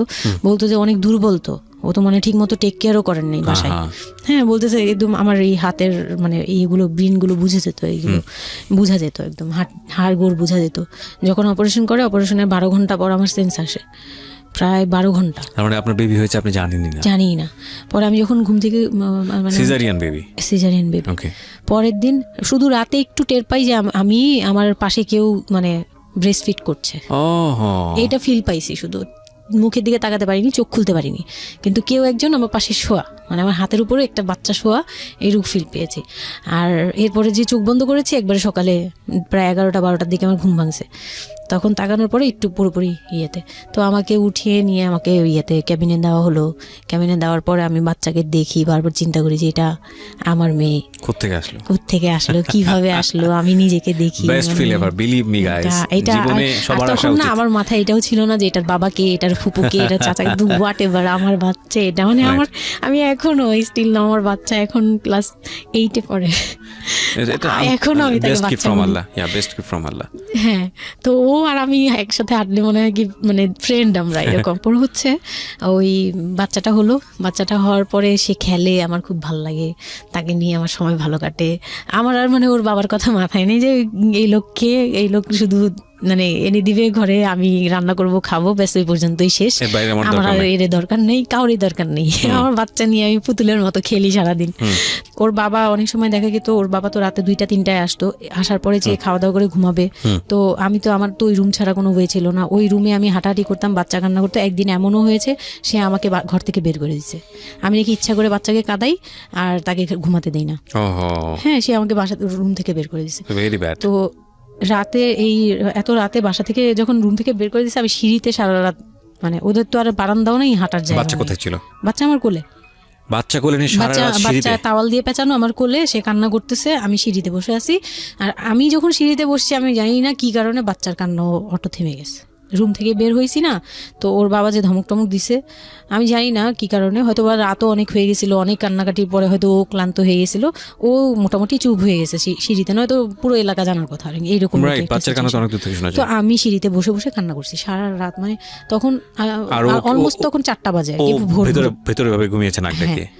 হ্যাঁ, তখন সে ঘুমাচ্ছে, ভিতরে গিয়ে ঘুমাচ্ছে। আমি আর ভয়ে রুমেই যাইনি, মানে কি না কি করবে আবার, এই জন্য রুমেই যাইনি। তো এই কাজটা করার পরে সে আমার মন থেকে আরও উঠে গেছে। আমার যে দেবর ছিল, ওই যে বললাম যে আমাকে খুব ভালোবাসতো উনি, তো উনি আবার এই খুব ভোরে আসতো, জুতার ব্যবসায়ী তো, ওনাদের কারখানা সারা রাত কাজ হতো, প্রত্যেক দিন সকালে 5টা-6টা এইভাবে আসতো। তো ঘন্টাখানিক পরে উনি যখন চলে আসছে, তখন আমাকে সিঁড়ি দিয়ে ওঠার সময়, মানে গেট নক করছে, ওনার ওয়াইফ নামছে উপর থেকে, নেমে বলছে তুমি এখানে কেন? আমি বললাম যে এরকম আপনার ভাই ঘুমাতে পারে না, আমাকে বের করে দিছে। তো ছি, ছি, ছি, সেও খুব নর্মালভাবে নিল ব্যাপারটা, কিন্তু তার ভাই যখন গেট খুলে দেখলো যে আমি জেগে আছি আর ওটা নিয়ে সিঁড়িতে বসছি, তখন সে গালাগালি করতেছে, শালা। আমি ওনার আবার বিয়ের 12 বছর হয়ে গেছে, কিন্তু বাচ্চা কাচ্চা হয়নি। ও, উনি আবার এই দিক থেকে খুব ছিল, যে তার খুব ইচ্ছা ছিল একটা বাচ্চার বাবা হবে। ওকে। এই তো আমার কোল থেকে বাচ্চাকে নিয়ে বলতেছে, তোমরা আসলে কেউ যোগ্য না, তুমি মা হওয়ার যোগ্য না, ও তো বাপ হওয়ার যোগ্য ছিলই না কোনোদিন, কিন্তু তারপরে তোমাদের ঘরে দিছে। মানে সে গালাগালি করতেছে, না আমি এতদিন ধরে ট্রাই করতেছি, আমি পাচ্ছি না, আর ওরে দিয়ে দিছে, ওর মতো একটা অপদার্থরে দিয়ে দিছে, মানে এরকম করে বলতেছে। তারপরে হচ্ছে এই উপরে গেলাম, উপরে যাওয়ার পরে আমি ওই রুমে গেলাম, ওনারা বলতেছে আচ্ছা তুমি যাও, আমরা ওকে রাখি। ও ঘন্টাখানিক রাখলো, পরে ঘুমানোর পরে আমাকে আবার ডেকে দিয়ে দিছে বাচ্চাকে, যে ও ঘুমালে আমি দিয়ে আসবো, তুমি রুমে ওরে নিয়ে যেও না, ও আবার কান্নাকাটি করলে বড় ভাই রাগারাগি করতে পারে। তো ওইভাবে আমি আবার রুমে গিয়ে ঘুমালাম, পরে ওনারা দিয়ে গেছে। এই গেল একটা রাত। তারপর আমার বাচ্চাটা যখন 3-4 বছর হয়, মানে এইভাবে দিন পার বাচ্চা হতে কোলে আদর থাকে। করতো? বাচ্চা নিত, কোলে নিত? না, বাচ্চা কোলে নিতে পারতো না, ও ছোট থেকে এত বুঝতো, মানে তার বাবা কি কি পছন্দ করতো, কি কি পছন্দ করতো না, ওগুলা করতো না, মানে খুব কেয়ারফুলি, আর এত শান্ত যে তাকে যে এখানে বসে থাকতে বললে সে 2 ঘন্টাও ওইখানেই খেলতে থাকবে, কিন্তু ওখান থেকে নড়বে চড়বে না। তো আমি চিন্তা করে দেখলাম কি, আমি ইম্যাচিউর মাদার, তো হয়তো বা সৃষ্টিকর্তার জন্যই আমাকে এরকম একটা ভেবে দিয়েছে যে ওই তোমাকে বুঝুক। ইভেন নাও, মানে এখন যে ও এত বড় হয়ে গেছে, তারপরেও আমাকে অনেক কিছু বুঝায়, মানে সে আমার চেয়ে ভালো বুঝে, আমি বুঝি এটা। তো যাই হোক, ও যখন 3 বছর হলো, 3 বছর 3.5 বছর, তখনই আমি তাকে স্কুলে দিব। জি, এডিট পার্ট আর 15 মিনিট আছে। আচ্ছা, সো সুইচ করেন, হ্যাঁ, মূল বিষয়গুলো আনেন। তো ওখানে হচ্ছে 3 বছরের কালে আমি ওকে স্কুলে দিলাম। স্কুলে দেওয়ার পরে আমি ওখান থেকে ওরে স্কুলে দিয়ে আমি নিজে ভর্তি হলাম ইয়েতে, ওপেন ইউনিভার্সিটি, মানে বুঝতে পেরেছি, উন্মুক্ত বিশ্ববিদ্যালয়। হ্যাঁ, ক্লাস 9-এ ভর্তি হলাম। তো ও পড়াশোনা করে, আমিও করি।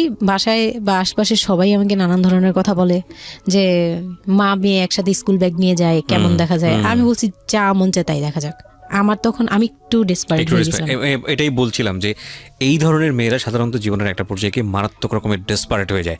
এটা শুধু মেয়েরা বলবো না, মানুষ বলবো আমি। তো আমি নিজে ইংলিশ মিডিয়ামে পড়ছি, তো মানে খুব বেশি বয়সগুলো পার হয়, ভালো লাগে না। তো বাংলা মিডিয়ামে দিলাম। শিশু শ্রেণী থেকে 1-এ উঠে গেল 4 বছর বয়সে, এইভাবে করে সে উঠতেছে, মানে সে খুব ভালো রেজাল্ট করে। আমারও খুব মজা লাগতে লাগলো, আমি তাকে পড়াই, নিজে পড়ি। 2জন মামে মিলে ওকে স্কুলে দিয়ে দেখা যায় আমি আমার কোচিংয়ে যাই, আমি আবার কোচিং করা শুরু করলাম। তো সেও খুব মজা পেত, যে তোমার ব্যাগ আর আমার ব্যাগ, মানে ওয়েট করতো। খুব মজার একটা সময় ছিল, যে 2জনের টিফিন নিয়ে যাচ্ছি। তো আমরা খুব মজা করে এরকম ক্লাস করতাম। ওর বাবার মাঝখানে একটু জেলাসি হলো, মানে মাঝে মাঝে খুব জেলাসি করতো।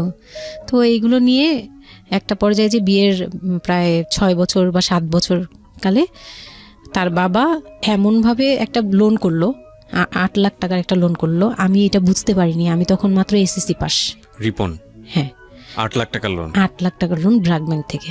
ওকে। 8 লাখ টাকা একটা লোন করলো। আমি তখন জুয়া খেলে একদম কঠিন, তখন সে চরম পর্যায়ে চলে গেছে। বুঝে গেছি যা হওয়ার।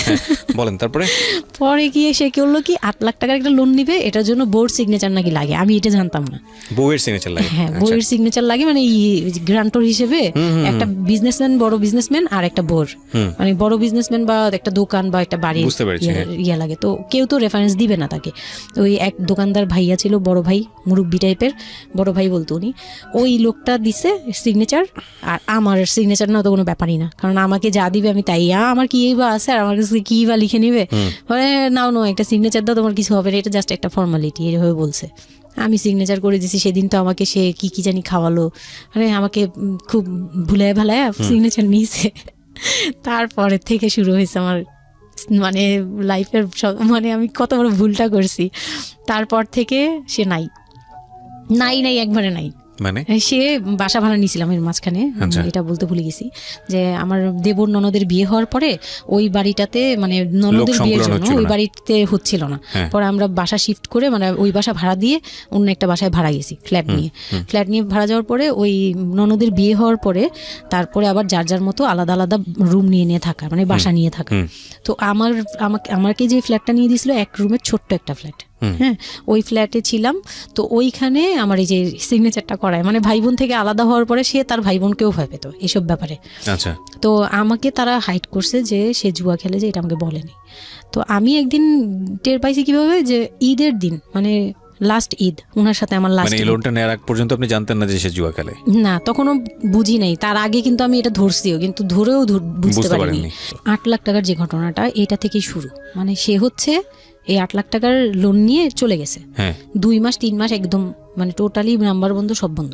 তারপরে ওই পরের মাস থেকে তো লোনের যে একটা ইয়ে থাকে, ইন্টারেস্ট সহ, যে ওইগুলোর জন্য তারা বাসায় পর্যন্ত চলে আসছে।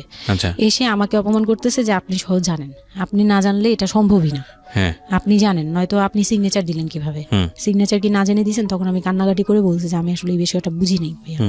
তো ওনাদেরকে বলার পরে ওনারা বুঝছে যে আসলে ঘটনাটা এরকমই।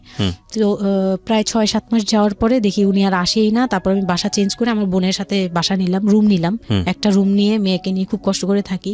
আমি একটা জব নিলাম ভালো একটা কোম্পানিতে। তখন আমি এসএসসি পাস, তো এসএসসি পাশের সার্টিফিকেট নিয়ে একমাত্র মার্কেটিং সেলসে জব হয়, এছাড়া কিন্তু আর কোথাও ভালো জব হয় না। আমি খোঁজ খবর নিয়ে দেখলাম যে না, মার্কেটিং এ সেলসে যেহেতু জব আছে, তো ইউনিলিভারের খুব ভালো একটা পজিশনেই জব নিলাম। ওকে, সেলসে জব নিলাম। পরে মোটামুটি 10-12 হাজার টাকার মতো স্যালারি ছিল, ওটা দিয়েই চলতাম। মেয়েকে নিয়ে বাড়ি ভাড়া দিতাম 4-4.5 হাজার না, আমি তখন। তারপর হুট করে একদিন আসছে, এসে তারপর দেখি ঘরে বসে থাকে, সারাক্ষণ ঘরে বসে থাকে, ব্যাংকের লোক আসবে শুনলেই বের হয়ে যায়, আর বের হয়ে আবার 2-3 দিন থাকে না, আবার আসে। মানে একটা কেমন খেলা, লুকোচুরি জীবন। হ্যাঁ, লুকোচুরি জীবন, বিজনেস শেষ, বিজনেস টিজনেস কিচ্ছু না। উনি থাকে, আমি রান্না করলে উনি খেয়ে চলে যায়। আর উনি যে খায়, মানে তখন জিজ্ঞেসও করে না যে মেয়ে খাইছে বা তুমি খাইছো কিনা, কিচ্ছু না।